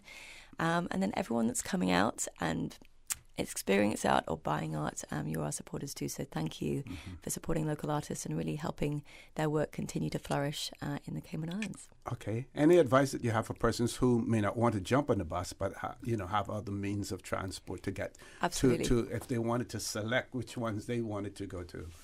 Great question. What words? There is no compulsory nature to use the bus, and actually we do encourage people on the Saturday and Sunday particularly to just jump in your car and take our maps and kind of navigate your own program, especially for the open studios and events on Sunday and then the Saturday tours. So yeah, just look at the website. You can go onto the East tour and just sort of download the sort of list of participating venues. There are Cayman Art Week flags all over the island right now. So the big red dot, which means a sale sign in the art world, is our logo, very fortuitous logo. So look out for the flags. That means a venue is participating in Art Week and is likely to be open and welcoming. And again, experiencing these venues during Art Week is great because the artists are often there. You know, if you normally go to a commercial gallery, which I encourage you to do throughout the year, it doesn't mean the artist will be on site, but this is a great way of speaking to them about their practice. And there's nothing more wonderful if you're interested in a work to really find out about what inspired the artist to create it. And those works range from abstraction to video art to the digital art and, of course, to beautiful figurative art. We have 2 exhibitions tonight based on schooners and maritime history. That's at Vine and Tap and La Vallée. And there's actually a collective called the Smooth Sailing Collective that paint images of our maritime heritage. So they're out there tonight too. So there really is anything and everything for folks that might have different tastes in art and are just interested in learning a little bit more about it. Okay, let's rehash everything that we've said so far in terms of the events that are taking place, the dates, and the times, and anything else that you feel needs to be repeated. Thank you. Well, of course, tonight is our big night with Georgetown Revitalization in the heart of Georgetown. 15 venues participating, so you can wander around or take the bus and really get to know what's going on downtown. That runs kicks off at 5 p.m. at Monaco Towers, adjacent to Hero Square, and the buses will start from 6 till 9 p.m. this evening. There are walking tours available as well, so just come and pick up your maps and collateral and have a great time. And then tomorrow we are doing our Eastern District tour in the morning as far as Boddentown. So that is Boddentown back to Georgetown between 9 and 1 p.m. And then we have a bus going up, courtesy of the Wyndham Resort, from 1 till 4 to go up to the Tides restaurant, experience in the Wyndham, enjoy the beach up there at the same time. It's beautiful. And there will be a lot of artists that are participating in that show available to talk about their work. Can you name some of those again as well? Nasaria Suku-Chalet, Ren Sefer, Kerwin Ebanks, Randy Chalet, there are the woman that does Cayman Passion. There are several of them. Jenny Jackson is up there too, I believe. So they'll be there to talk about their work. And again, all of these artworks are for sale. We do encourage people to consider looking at buying, and of course that can mean buying a print for $10 all the way up to, the much larger, more costly original artworks as well. So again, there's price points for everybody that's interested in potentially purchasing artwork at the same time. And that was really important to us, that we have that range. So that's also very accessible. Okay. And sneak peeks into what's happening at the National Gallery and what we can look forward to. Well, of course, and I wanted to wrap up on that. So on Saturday night, I'm not going to say our closing party because we have the Sunday open studios and events. But on Saturday night, we have a wonderful late night event highlighting the incredible Nasaria Suku-Chalet, whose exhibition we have on display right now, called All the Coals We Left in the Fire. That's a mid-career retrospective exhibition of Nasaria's work. Wow. We opened that about 10 days ago, and this is going to be a great chance to see it after dark. Nasaria will be there talking about it as well. And then adjacent to that, in our Dart Auditorium Community Gallery, we have John Reno Jackson, who's a younger, very popular artist with a great following. He's got a wonderful solo show on as well. So that will be kicking off between 7 and 10 on Saturday night. We will have refreshments. Aperol is coming down with Jack Scott to do a welcome drink for everybody. We'll have music and drumming by Randy Chalet and his drumming circle. And there'll be food, so it's a really great chance to, if you haven't been to the National Gallery, to experience it. And if you have, come on down and support Nasaria and John Reno Jackson with their special events on Saturday night. We will be hosting summer programs, supporting other summer camps with tours. Great. So if you're a summer camp and you'd like to have a guided tour and an activity, we are doing that completely free, of course, for any camp out there. So just give the National Gallery a call at 945-8111 to book that. And the gallery, there is always things happening every day of the week. It's a busy spot. How far in advance should they book if they're looking for tours? We would love a week in advance if you can, but if it's much shorter time, we can usually accommodate you. The only reason we couldn't if another tour was booked at the same time, but we'll make it happen. So do give us a shout. And these exhibitions are really, Nasaria is really exploring some very critical components of our history and our contemporary society. So it's a great chance to have some of those challenging conversations in a safe space. And John Reno Jackson is a celebration of art and these beautiful abstract paintings that he does. Yeah. Now, one of the things that intrigued me during this discussion was the portfolio critique. Can you mention that again? Also, for either budding artists or, like you said, you may be a more experienced artist, but at the same time want some additional feedback. Yeah, absolutely. So advice. They're running this afternoon, I think, from 2 till 6 today, and then tomorrow from 11 till 2 at the Hub at Camana Bay. And if you're interested in learning more about Cayman Art Week and you're not a digital person and you're not online, come down to our hub. It's literally opposite the next chapter, which is previously Books and Books, at the end of the Paseo there. You can just pull in the car. And the critiques are available to anyone. So we'll just give you private feedback. It's not a public thing. But we'll have experts that are there, either curators, established artists like Chris Mann and William Helfrich from the National Gallery was there yesterday doing the critiques. And of course, if you're a young budding artist, really encourage you to get out tonight on the bus tours, go and speak to the artists themselves. It's quite overwhelming in a great way. There's so much creativity tonight, and go out and learn more about it as a young artist, or even someone that is looking to explore and maybe get into art for the first time at a later age. Art Nest is open tonight too. That's a workshop space, and they do all sorts of different programs, lots of different types of venues to experience tonight. And I should say, we talked about the volunteer team before. I would really like to mention them by name, because this is a volunteer thing that we do because we love it, and we want there to be access to art for everybody. But it does take this core team. So Megan Ebanks, Pam Brown, Izzy B from Izzy B Designs, Melanie Cumber, and then we have a wonderful staff member this year, Jessica Ebanks, who was at the National Gallery, has been away and has just returned. So she's going to be rejoining the National Gallery this summer as well. Great. And then Sarah Needham is our intern. So she's back for a second year. And there are many, many more volunteers obviously out there that make this happen. And I do want to recognise Colin Lumsden as well, head of Georgetown Revitalisation, for being an amazing founding partner. This really is one of our major events in collaboration and partnership with Georgetown Revitalisation. Okay, that's the top of the hour. Got it. Thank you so much. Thank you very much, and all the best, and hope you get some rest after this is all over. Thank you, Art. Appreciate it. Okay, folks, when we return, we're going to have an open line for you to call in as well. Lots of things to talk about. We'll talk maybe about minimum wage in the Cayman Islands. We see where in Bermuda they're examining the minimum wage for entry-level jobs in Bermuda as well. Please stay tuned for the record. We'll be back shortly. Follow Radio Cayman on Twitter. All the latest information, breaking news, community events, and more. Follow us at twitter.com/Radio Cayman. Today's biggest news. Radio Cayman. Your voice, your choice. Local, regional, international. This is Headlines from Radio Cayman's newsroom. Today's biggest news.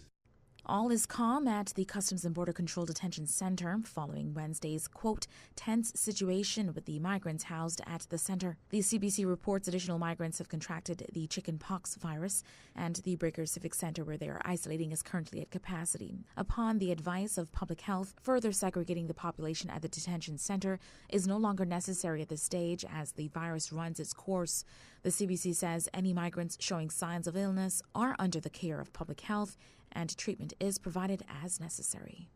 In international news, leaders of Commonwealth nations were meeting in Rwanda's capital Friday to tackle climate change, tropical diseases, and other challenges deepened by the COVID-19 pandemic. The Summit for Commonwealth Heads of State in Kigali is the culmination of a series of meetings this week that officials said yielded some success in efforts to improve the lives of people in the 54-nation association that is home to 2.5 billion people. A year ago, in the middle of the night, a 12-story oceanfront condo building in Surfside, Florida, came down with a thunderous roar, leaving a giant pile of rubble and claiming 98 lives, one of the deadliest collapses in U.S. history. The disaster at Chaplin Towers South also turned into the largest emergency response that didn't involve a hurricane in Florida history. Its victims are being honored Friday at events on the ground where, for 2 weeks last June and July, rescue crews descended from elsewhere in Florida and from as far away as Mexico and Israel to help local teams dig through the pile and search for victims. Those are your latest headlines. I'm Shana Gallego. For the latest in news and information, follow Radio Cayman on social media, Facebook, Instagram, Twitter. Download the Radio Cayman app or log on to our website, radiocayman.gov.ky. For the record, with Ort Connor. Initiating system. For information that matter. For the record, with Ort Connor. Continues right now on Radio Cayman. Good morning and welcome back to For the Record. This segment now from 9 until 10, we're going to have an open mic for you, open line for you. If you have any questions, comments, observations, either on, what we were talking about earlier, Art Week, as well as other issues, maybe revitalization. I know that some persons have opinions about revitalization and what it means, what it should entail, and some people feel, well, if you're going to revitalize Georgetown, we would like to see it back to where it was before. And at the same time, there are those who feel, well, we need to step it up, move it a step, forward as well. And while some of the physical structures are still there as well, that we need to do more about it as well. Of course, there were the days when we had the breakwater out there, and some of it is still there, either in a different form or fashion. I guess the most original two that are still there, even though they too have been modified, would be the one by Red Spot. And for those of you who don't know where the Red Spot is, that would be, opposite where the old tower building was.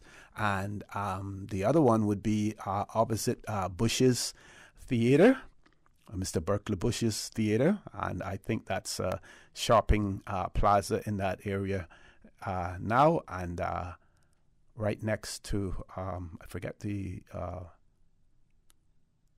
name of the establishment that is there now. But those are the days when people would go out on the waterfront, either in the mornings or in the evenings as well, and sit and converse. So revitalization may have different meanings and for different persons as well. If you have an opinion about that, please feel free to call in as well. I was going to share with you the Customs and Border Control press release that was issued, but no need to do that because that was carried on our news as well. But we do know that the whole issue of wages in the Cayman Islands is a topic of discussion. Of course, the contending or competing forces as far as wage increases are concerned, there are those who will argue that in inflationary times, if you increase wages, then you're also increasing the potential for more inflation. And at the same time, there are those who find themselves where their dollar does not have as much bang as it had before, especially when it comes to staples, to the, feeding your family, for instance. When you go to the grocery store, what you could buy with $100 a few weeks ago, you'd probably get maybe half of that, or maybe even a third of what you could purchase before as well. So that is a huge issue. And of course, we know the whole issue of minimum wage in the Cayman Islands has been something that authorities have been reluctant to confront, to deal with, and we never ever get the full results that we want from it. There's always compromises. Those who are working in the service industry, you get a lower hourly rate because you have the possibility of earning gratuities. And we also know at the same time that when it comes to gratuities, that they're optional or they're not mandatory. So, you pay your gratuities, especially in restaurants, and stop tipping based on the service that you receive and how well you feel that service has been rendered to you as well. So, in Bermuda, the minister said that he's examining minimum wage for entry-level jobs. And the article talks about the fact that Bermuda, the Minister for Labor is quoted as saying that Bermuda cannot afford to have our young persons continue to leave the island and not coming back home. And that's what the minister said. He said, pointed out that repatriation fell under the 9 goals of the strategy, which was announced earlier this month to a backdrop of 30% unemployment amongst 18 to 26-year-olds. So one of their strategies is really to repatriate, get as many of their Bermudans to return home as possible. We know, just like here in the Cayman Islands, when dual citizenship was offered 2002, and you became a British citizen. If you were a British Overseas Territory citizen, you became a British citizen by applying for a British passport.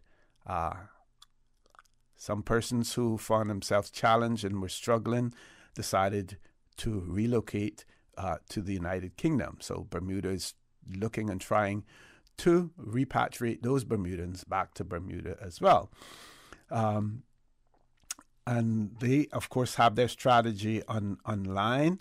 It highlights the fact that 31.1% unemployment amongst age 16 to 24-year-olds. And that was based on their last labor force survey in 2020. Cites a lack of opportunity as well as the level of experience demanded for jobs on the island and a misalignment of qualifications and skill sets required in the current job market. And we hear talk about that. I'll stop and focus on that paragraph. The lack of opportunity as well as the level of experience demanded for jobs on the island and the misalignment of qualifications, skills, and skill sets required. We hear people talk about the fact that when it comes to information, here in the Cayman Islands, do the relevant authorities have the data as far as how many students do we have studying overseas? What are the subjects that they are studying? Not even only overseas, but locally as well, in our local tertiary educational institutions. What are they studying? How many of them are out there? When are they graduating? How many are graduating? Where can we integrate them into the workforce? How many internships are being offered that will allow them to sort of have one foot in the door in terms of their opportunity to get a job as well?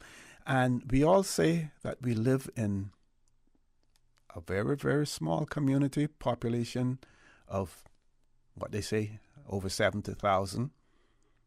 Bermuda basically is in the same ballpark, and they have their challenges, and we all ask, why is it that we cannot solve the issue of local employment? Local employment for locals, I'm going to hesitate to use that word, locals. Employment for Caymanians in the Cayman Islands should be easier than the processing of a work permit for a non-Caymanian who in many instances is not even on island, or some instances are already on island if they're transitioning from one job to the other. But if they're just getting their first work permit, more than likely they are off island. A Caymanian getting a job should be easier than getting a work permit. And my question, the rhetorical question that I have for you, is it really easier for a Caymanian to get a job than for someone to get a work permit? The Minister of Labor in Bermuda also highlighted the need to bring home young people who had finished tertiary education overseas. We know that many potential employers, they're on campus, they're there for graduation, they're there before graduation, canvassing, interviewing. So the job opportunities are out there, and we know worldwide now, especially after 2 years, that job opportunities are, especially for college graduates, there are more and more jobs out there as well. So we're also now competing against the corporations and other businesses who want to attract those young graduates, and some of them may have their reasons, opportunity to get more experience before returning to their country of origin, as well as attractive salaries that are being offered. All of those things, make it more difficult, for home countries to attract back.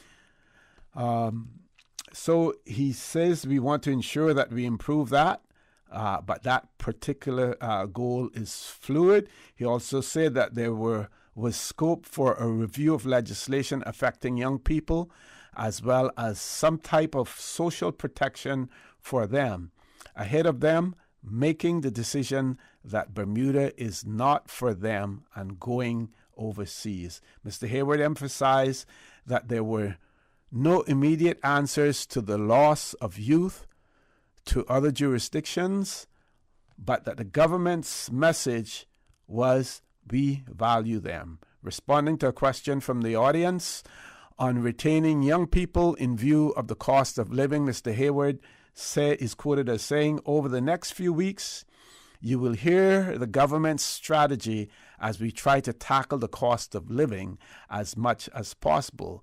He said a possible statutory minimum wage for entry-level jobs was being examined.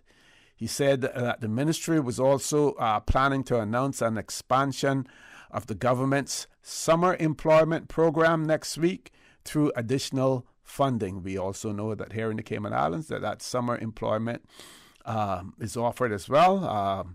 I'd love to hear more about that if someone has any information on that as well. The article goes on to speak about the fact on the local front, Mr. Hayward said that the ministry continued to see training that was not aligned with future demand. Under the goal of workplace readiness, he said young people needed to be clear on the journey they embark on when they are heading into employment. He's quoted as saying, we need to create that bridge where people understand that entry-level jobs put them on a pathway to future employment in other areas. And he was this was during a town hall meeting that the minister was having as well. Folks, we have to go to a commercial break. Please stay tuned for the record. We'll be back shortly. At Doctors Hospital, we know life happens, and usually when you least expect it. So when unexpected medical issues arise, you need quality care close to home. Located in the heart of Georgetown, our accomplished team of physicians and medical staff treat minor urgent conditions such as migraines, chest and abdominal pain, shortness of breath, burns, broken bones, open wounds, and more. 24 hours, 7 days a week with no appointment necessary. Peace of mind is important when life happens. At Doctors Hospital, we're always here just for you. Need to speak to someone? Call 949-6066. JN Money touchdown. Send the money now. Reach wow. You say you need some money. JN Money, I can send it in a hurry. Get through quick when you come collect your cash, or use your money card and swipe it in a flash. Send funds to any bank? Yeah. Pay your bills quick? Yeah. Low fees, you know what it? Yeah. JN Money, we are pick? Yeah. Send and receive funds at any JN Money location. It's fast, affordable, and convenient. Money touchdown with JN Money. Send funds to any bank? Yeah. Pay your bills quick? Yeah. Low fees, you know what it? Yeah. JN Money, we are pick? Yeah. Call 345-945-2014 for details. Available at Jane Money locations across the Cayman Islands. The Health Services Authority's new pharmacy is now open at the Smith Road Medical Center. The new location features a large, comfortable waiting area and ticketing system to improve the patient experience. All uncollected prescriptions and refill requests previously submitted will now be available for collection at the Smith Road Pharmacy. Request your refills online at hsa.ky via WhatsApp 925-6532 or call 244-2715. For more information about our pharmacy hours, visit hsa.ky. If you care about your car's performance and fuel economy, you must fill up at Jose's Escape with the new Pure 93. Experts know that the higher the octane rating, the better your engine will perform. Pure 93 is the highest octane fuel available in Cayman. Protect your car against pre-ignition and engine knocks. Top up your tank now with Pure 93 at Jose's Rubis and enter to win an awesome track bike. But there's more. Jose's offers 2 lateral flow test kits for only $10. The best KN95 masks, 2 for $5, and 10 stylish black surgical masks are only $5. Share the love. Purchase Reflections gift certificates and enter to win the amazing Trek bike. For the record, with Ort Connor. Initiating system. For information that matters. For the record, with Ort Connor. Continues right now on Radio Cayman.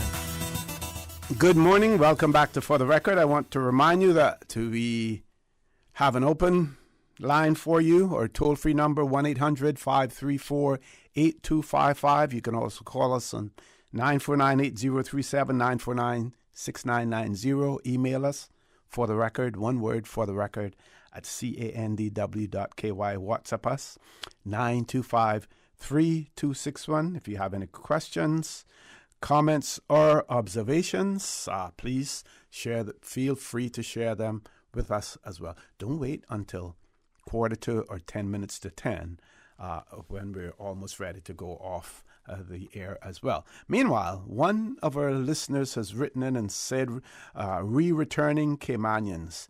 Does government have any policy for returning generational Caymanian offspring and overseas students, such as breaks on duty for their personal possessions, such as vehicles, etc.?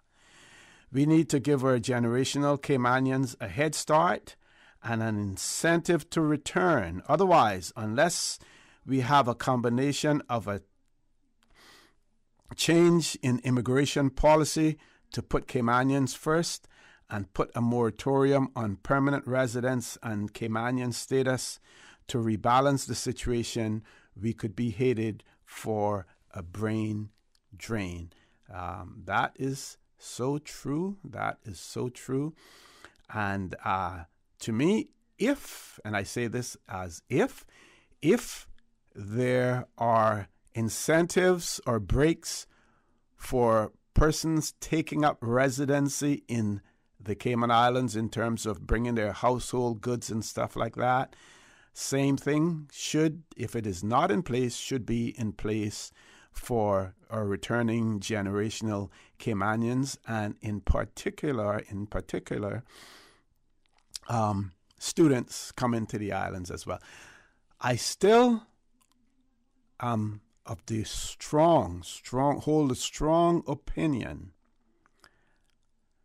that we here in the Cayman Islands are not doing enough to attract our generational Caymanians back to our islands. Those who have experience and knowledge and still have working years to come back home, share your skill set with the people of the Cayman Islands. We're not doing enough to do that. Now, some people may say, oh, we don't have that many Caymanians overseas who fall into that category. I'm not sure about that, even though I don't have the data to support it. The other part of it is that we also import a lot of unskilled labor into the Cayman Islands. And we certainly have generational Caymanians, and I keep talking about places, for instance, like Isle of Pines. Now, I know that there may be sometimes challenges when it comes to language. And while I believe that many people in Isle of Pines, or those of you who may now know it as Isle of Youth, may speak English, there are some who may not.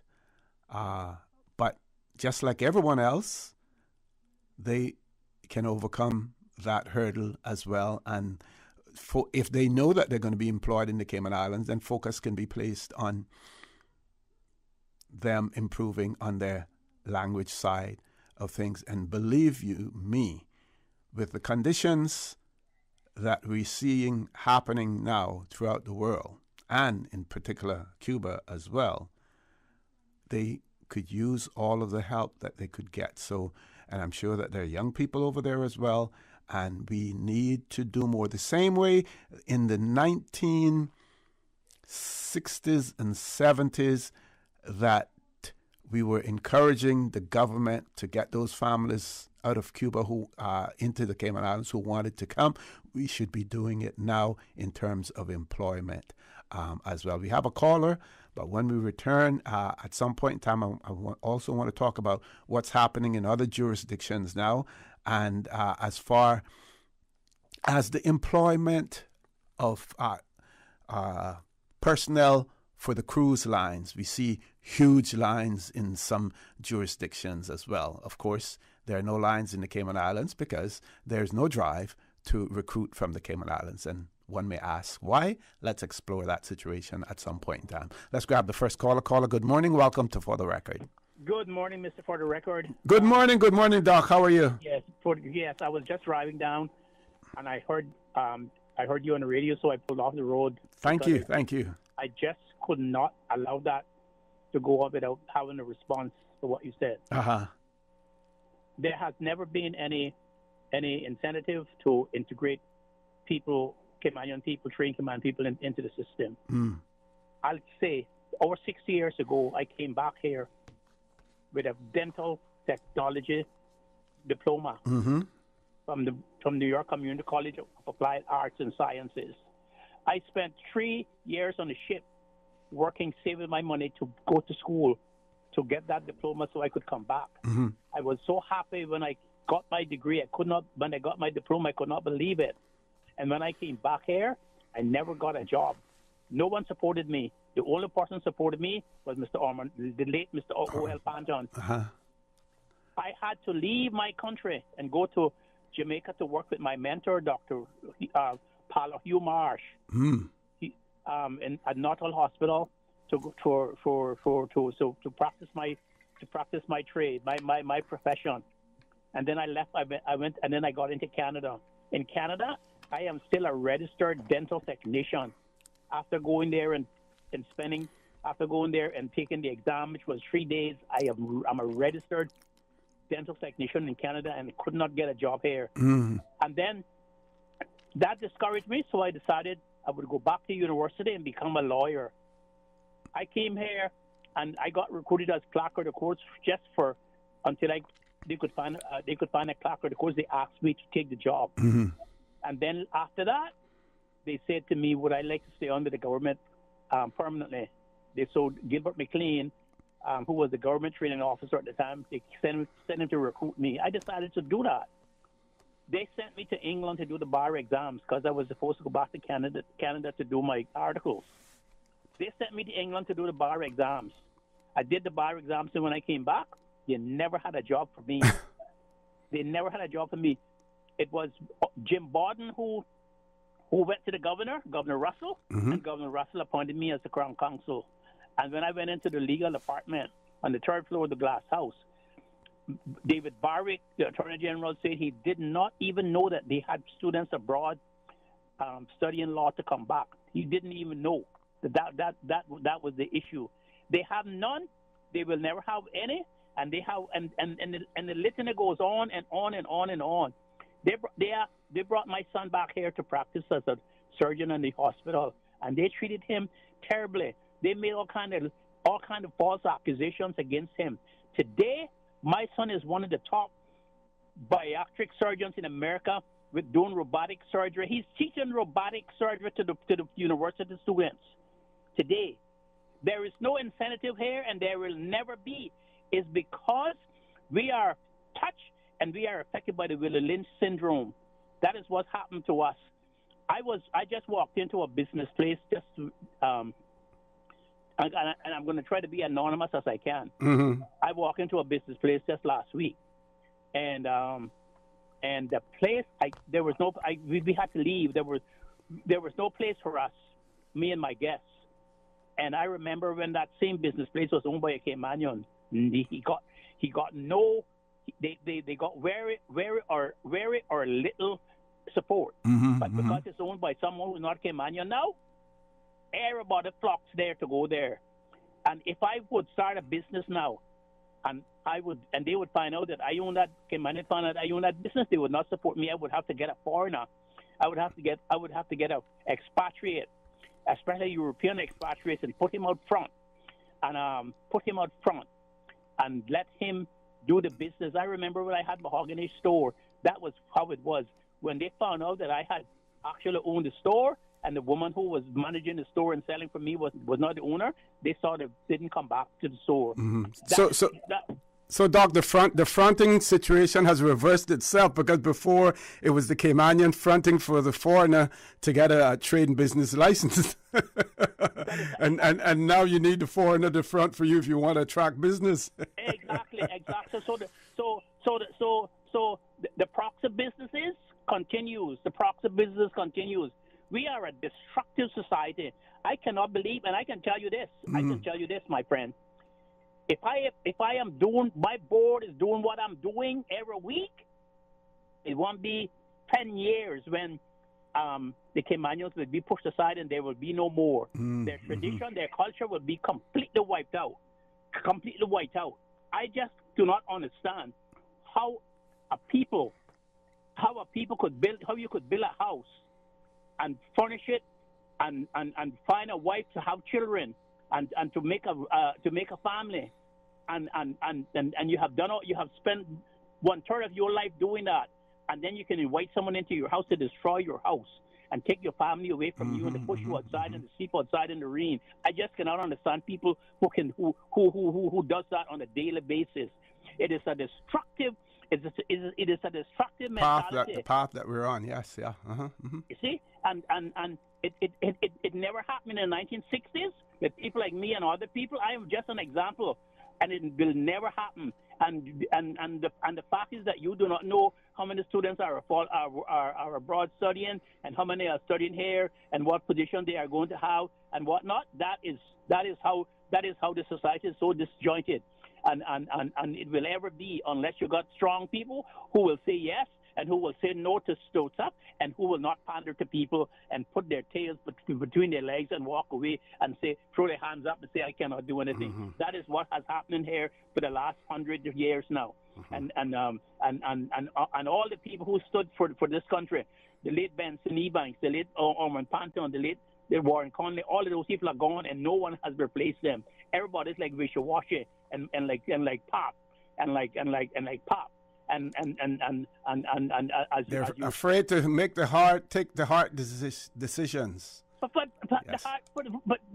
their own people benefit. Yeah. For their own people benefit. Yeah. And the people who would make the hard decisions, the people reject them. The people reject them. And I think a social anthropologist would have a field day coming to study the Caymanian society, social system, and how it works. Doc, thank you very much for that. We have to go to a commercial break, but thank you very much. We'll talk. Please stay safe. Folks, please stay tuned for the record. We'll be back shortly. 2004, West Bay Pharmacy has kept their doors open to the local communities, even before, during, and after Hurricane Ivan. At West Bay Pharmacy, our staff provides so much more than pharmaceutical excellence.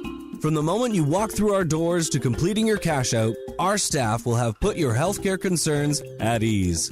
We would like to take this moment to thank our loyal friends and customers. To us at West Bay Pharmacy, our patients are our primary concern. We provide thorough background checks and precise calculations to ensure your medical safety. Thank you for being a part of our family and for choosing West Bay Pharmacy, where we care about your health. What's that?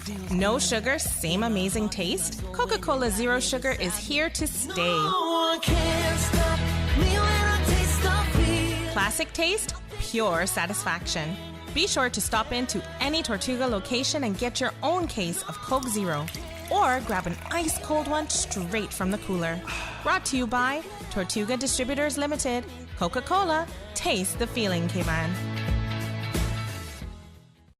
Tune in every Monday through Friday at 12 p.m. for Radio Cayman's Midday Newscast. Radio Cayman, the People's Station, your trusted official source for the latest news. The 12 p.m. news is proudly brought to you by Health City Cayman Islands. World-class healthcare within your reach. Workforce Opportunities and Residency Cayman are reminding customers that applications must be completed in full or they will not be accepted. In efforts to improve customer service and processing time, only fully completed applications will be accepted. Customers are responsible for providing the required information for the application to be processed and are encouraged to review the application checklist before submission. For guidance, visit www.worc.ky. For the record with Ort Connor. Initiating system. For information that matter. For the record with Ort Connor. Continues right now on Radio Cayman. Good morning. Welcome back to For the Record. We have another caller on hold. We're going to grab that caller right away, but I just want to give you some breaking news if you haven't heard it already. Baroness Scotland, originally from Antigua and Barbuda, I believe, has defeated Kamina Johnson-Smith for the Commonwealth Secretary General's position. We know Jamaica put up a candidate. A lot of people thought it was extremely divisive for two Caribbean entities to be, or not entities, sorry, individuals to be competing against each other for this job. And of course, it brought a split within CARICOM as well.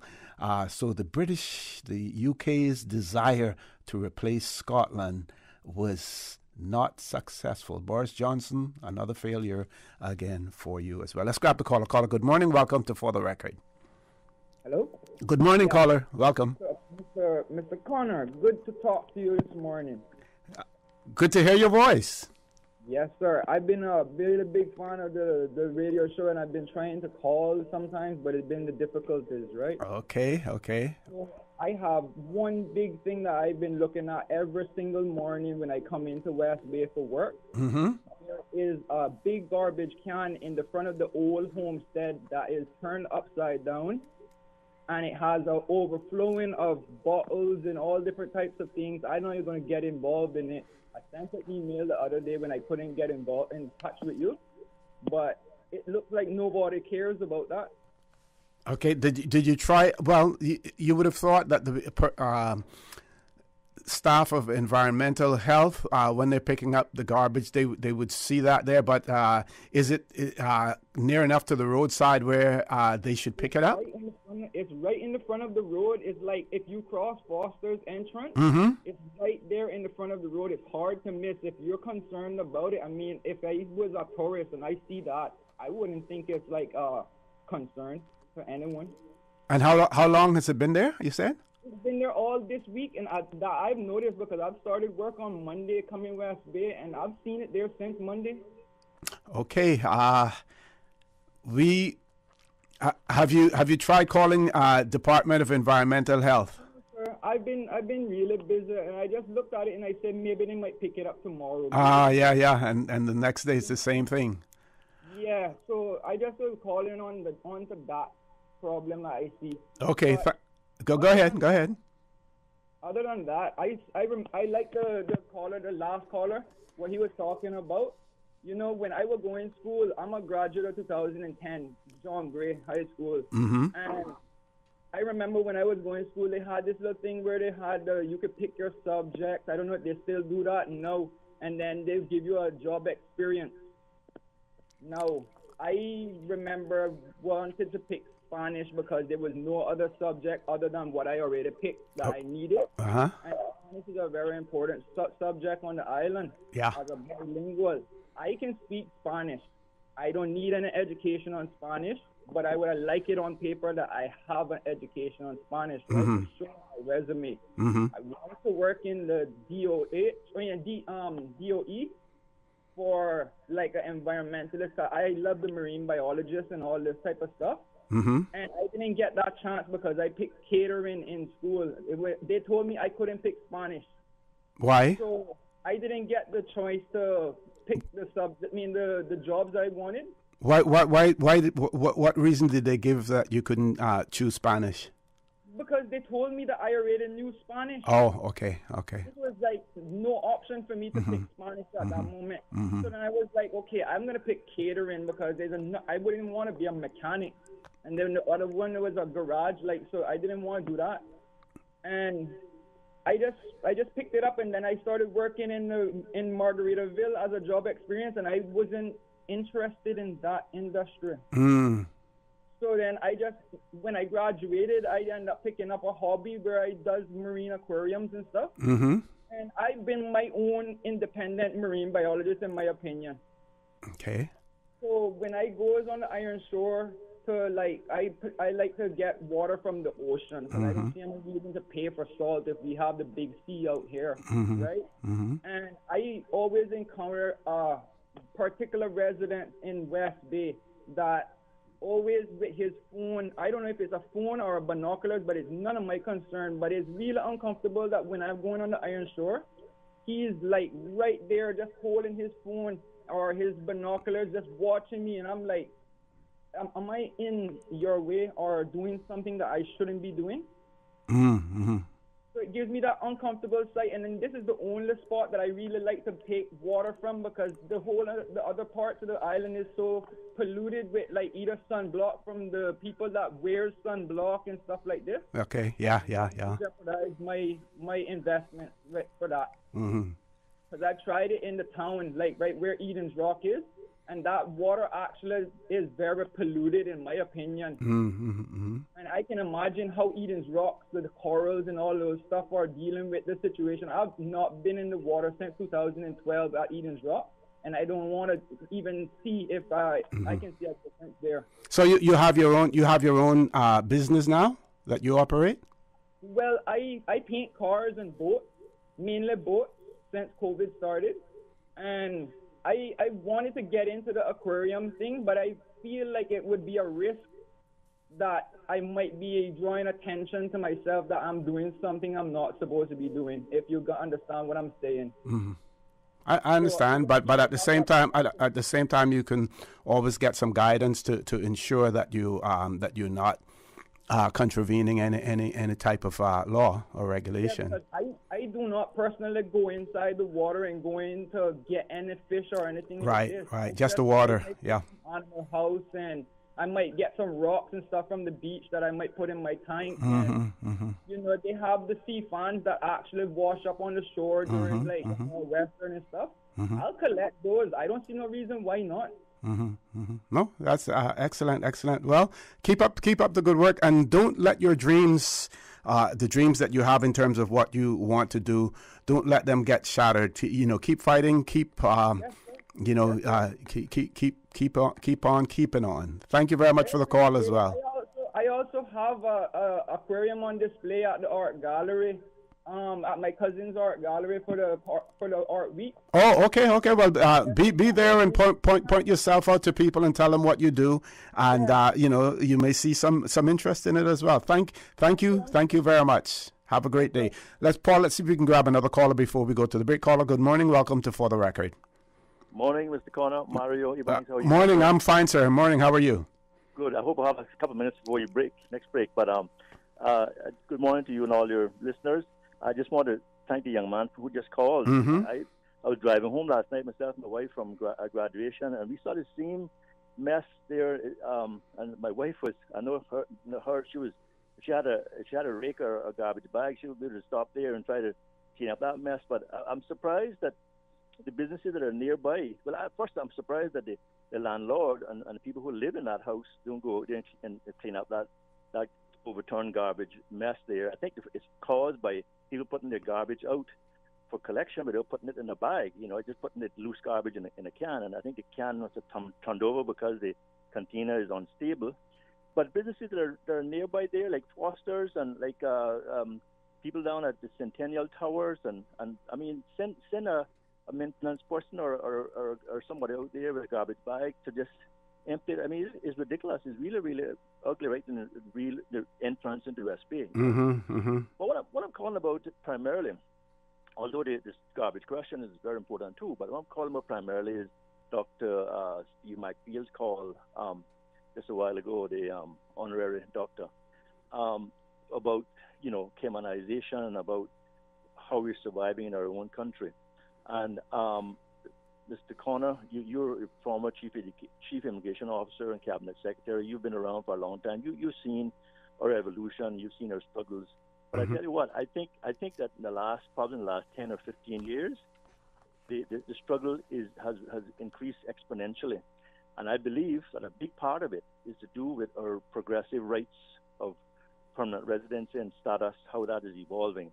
I sent you and Mr. McField a paper the other day that I'd written from 2016 about the same subject. Yes. And I hope that we'll get a chance at some point to discuss it, because if we don't get something done about our situation with labor and training and immigration and the whole thing of permanent residency and status and how Caymanians are becoming outnumbered in their own country, we are going to have a major problem in this beautiful, peaceful, progressive country that we have. I wrote a paper, as you know, because you were at the book launch last week. I wrote a paper in the recently published book that by essays in honor of Mr. J. Roy Borden. I wrote a paper on chapter 19 of that book that talks about the reform to labor and human capital systems in the Cayman Islands, and that my paper sets out a framework for how to reform immigration, or what you want to call it work now, which is a new name, work, immigration, labor, the Education Council Secretariat, scholarships, training, and to be able to put together a proper human capital development strategy for our islands. And the previous government, the previous progressive government, did very little about human capital and labor except putting together a half-baked. Okay, I got about 1 minute before I have to leave you to go to a break. Okay, a half-baked, dysfunctional system of work. And this government is really not doing anything either. I know they've only been there for a year, but they really need to get on the ball in terms of labor and immigration and human capital. But I want to say this to yourself and Mr. Steve McField, that this whole issue of immigration, residency and status, and combined with labor and human capital needs to be looked at, because if it doesn't, people are going to rise up. I have been getting a lot of requests personally from young Caymanians about forming a labor union, and I'm tempted to do so, but I'm hoping that it doesn't get to that, because these things can mushroom out of control. But we've got to do something and do it soon, because as Sir Winston Churchill said in 1946, Iron Curtain is falling, and if we don't deal with it, it's going to be ugly. Yep. So let's do it. We can do it. Thank you very much, sir. Thank you very much. Have a great day. Folks, we're going to take a commercial break. Paul, how many calls do we have? 2? So we will take those 2 calls when we return. Please stay tuned for the record. We'll be back shortly. We think it's time you crossed over to a new vehicle. And with the Toyota Corolla Cross now at Vamp Motors, you have plenty of reasons to make the switch. The crossover body and hybrid engine is a sleek design in a sturdy structure with a spacious interior that opens to extensive cargo space. Stuck in traffic? The high-performance self-charging hybrid system automatically switches between gas and electric vehicle mode, helping you lower both fuel costs and carbon emissions. The Corolla Cross has full LED lighting inside and out, an integrated display audio system with energy monitor, and a dual-zone climate control system to ensure comfort for all. Test drive the new Toyota Corolla Cross Hybrid today at Vamp Motors, Walkers Road. Are you feeling sick but don't feel ill enough to go to the doctor? Ask your pharmacist for advice. Here at West Bay Pharmacy, our pharmacists have been trained to offer helpful, easy to understand advice on the treatment of everyday minor ailments for yourself and all the family. Anything from headaches, cough and sore throat, to cold sores, our pharmacist will know when medical help is needed and will not hesitate to refer you to your doctor if your symptoms demand it. Like doctors, our pharmacists have a professional code, which means all personal information you give them will be treated in the strictest confidence. Visit us today at West Bay Pharmacy, where we care about your health. Make your house into a home. Welcome to Brand Source Home Gallery, your source for premium products and a premium experience. We'll design and install your dream kitchen with crafted cabinets, complemented with elegant appliances. We'll fill it with quality houseware and cookware. Custom-designed closet and storage solutions organize and beautify any area. And with the finest bedding, you'll get a perfect night's sleep knowing Brand Source Home Gallery has everything you need to make your house a home. Workforce Opportunities and Residency Cayman are reminding customers that applications must be completed in full or they will not be accepted. In efforts to improve customer service and processing time, only fully completed applications will be accepted. Customers are responsible for providing the required information for the application to be processed and are encouraged to review the application checklist before submission. For guidance, visit www.worc.ky. For the record, with Ort Connor. Initiating system. For information that matters. For the record, with Ort Connor. Continues right now on Radio Cayman. Good morning. Welcome back to For the Record. We have two callers on hold. We're going to make those the last two calls for the morning. Paul, first caller, good morning. Welcome to For the Record. Good morning, O.C. Hey, morning. Good morning. How are you? Oh, I'm good, man. Hey, I was listening to Dr. Steve, right? Mm-hmm. And all I could do was bust out a laugh and I said, Lord, how much say, how long has this been going on? Oh, see, when I moved back from Grand Cayman in 1988, right? Mm-hmm. I went to look a carpenter job down Tiara Beach. And the gentleman looked at me and said, I don't look like a carpenter. So I said, well, how a carpenter's supposed to look, you know? Uh-huh. Okay. I said, well, okay. Now, after a while, Captain Mabel would beg for me to give him a job. Captain Mabel would say, this man is the number one carpenter. He used to work with me, Keprod, and Arch and Godfrey. And now, after working there about 6 months, now this is the joke come in. The one that said I didn't look like a carpenter, he was a foreman. Now the head boss, he was in Grand Cayman, so we had a slab to line up for the columns. It's a big building, you know, building almost 100 by 100. So he came to me and said, the boss in Cayman, but he said, you know how to line out the building? I looked at him and said, yeah. Do I look like somebody know how to line out the building? He said, shut your mouth and come on, let's line out the building. I said, thank you, sir. Then after that, I went to work with Public Works. And they were doing a ramp. Now, you know, a ramp comes with a formula, right? You know? Hello? Yeah. We're hearing you. Go right ahead. Yeah, so they were doing it some kind of way. They're looking at the horizon. So I said, do you guys have a transit? Say, yeah. I said, well, bring the transit. I will shoot the level for you. Mm-hmm. The man in charge of Public Works, you know what he told me? You working over the gravesite. Go over there. We don't need you over here. I said, well, I working for the same people, you know.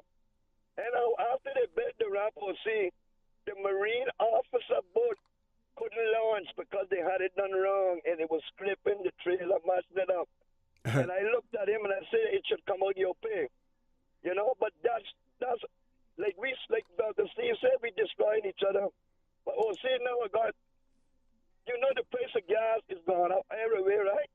Mm-hmm. Right. Now the poor people from the Eastern District have to drive 10 miles one way to get gas and 10 miles to get back home. Because for some mysterious reason, the gas station in my district is closed. Just went down, boom, bam. Been closed from Saturday gone. People will line up there for gas and nobody there. The lights are on, but no one is home. So, I don't know. I hear it's being bought out, and well, it will be an improvement. Lord knows it couldn't get no worse than what we had up there. But it's a sad situation, you know, when things like this happen, and I don't know, boy, Cameron Brock is a different place, boy. And I hope something will happen soon, so we don't have to drive 8 and 10 miles to get a gallon of gas. And I will see you. Have a nice day, my Thank friend. you, thank you. You do the same. Have a great weekend as well. Next caller, good morning. Welcome to For the Record. Okay, another bit of breaking news in the United States. Roe versus Wade, the U.S. Supreme Court has struck down abortion rights in the U.S., and we're being told that millions of women in the U.S. will lose the legal right to abortion after the Supreme Court overturned a 50-year-old ruling that legalized abortion nationwide. So from the court struck down the landmark Roe versus Wade decision weeks after an unprecedented leaked document suggested it favored doing so. The judgment will transform abortion rights in America, with individual states now able to ban the procedure. Half of the U.S. states are expected to introduce new restrictions or bans. 13 have already passed so-called trigger laws that will automatically outlaw abortion following the Supreme Court's ruling. A number of others are likely to follow since then. So that's a big, big thing. Timing is actually perfect, as far as I would say the Republicans are concerned, because this is likely now to draw the attention from the hearings in the U.S. House of Representatives that has taken place in relation to the January 6th episode in the United States. So timing is perfect because that discussion is getting hot. Much is being revealed, and one more way to distract again. On the other topic that I mentioned earlier, Kamina Johnson-Smith lost by 27 to 24 votes for the Commonwealth Secretary General's position. We saw, again, attempts to influence that as well, where just this week there was an article published about the Secretariat's failure in another respect, as well. Folks, I know, we all read things. We read articles and stuff. I have a tendency to stick to the more articles that deal with credible information as opposed to articles that are published to try to sway one's thinking in one direction or the other. And it is important for us to realize and recognize there's so many social media platforms out there when things are being directed in such a way to try to sway your thinking or your opinion in one direction or the other as well. So that is extremely important. Another thing that took place, and so many to mention, but I wanted to mention this one as well. We see where the dynasty in Grenada has fallen as well. And Prime Minister of Grenada, Dr. Keith Mitchell, his party has lost the elections, and the National Democratic Congress, led by their leader, Dickon Mitchell, they won the election that took place yesterday, and they were able to win 9 out of the 15 seats in the Grenada Parliament. So that change has been made there as well, and that is extremely important. Now, we don't see dynasties here in the Cayman Islands, but the Caribbean, and some Caribbean countries, have been accustomed to, leaders being in charge in power for 15, 20, 25 years. I can't say that that is good for any country. There's another country, St. Vincent and the Grenadines, where we see the Gonzalez government. His son is now, I think, Minister of Finance, I believe, as well, and possible attempts to, at creating family dynasties in politics. Good to see it here.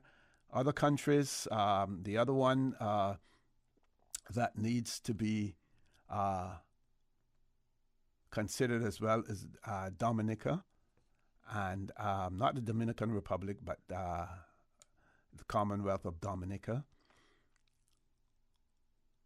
It is important for people to get out there and to vote, not be influenced by any perks that may be extended to them.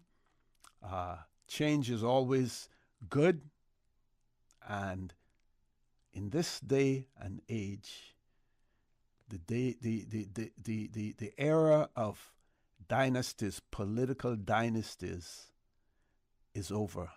Should be over as well. And it's good to see, while I have no skin in the game whatsoever, it's good to see the change in Grenada, and we hope that changes come in other jurisdictions as well. Folks, I want to thank you all for joining in the conversation this morning. I want to thank you for allowing Radio Cayman, and by extension, For the Record, into your homes, into your vehicles as you traverse the busy roads of the Cayman Islands, into your places of work, wherever that may be.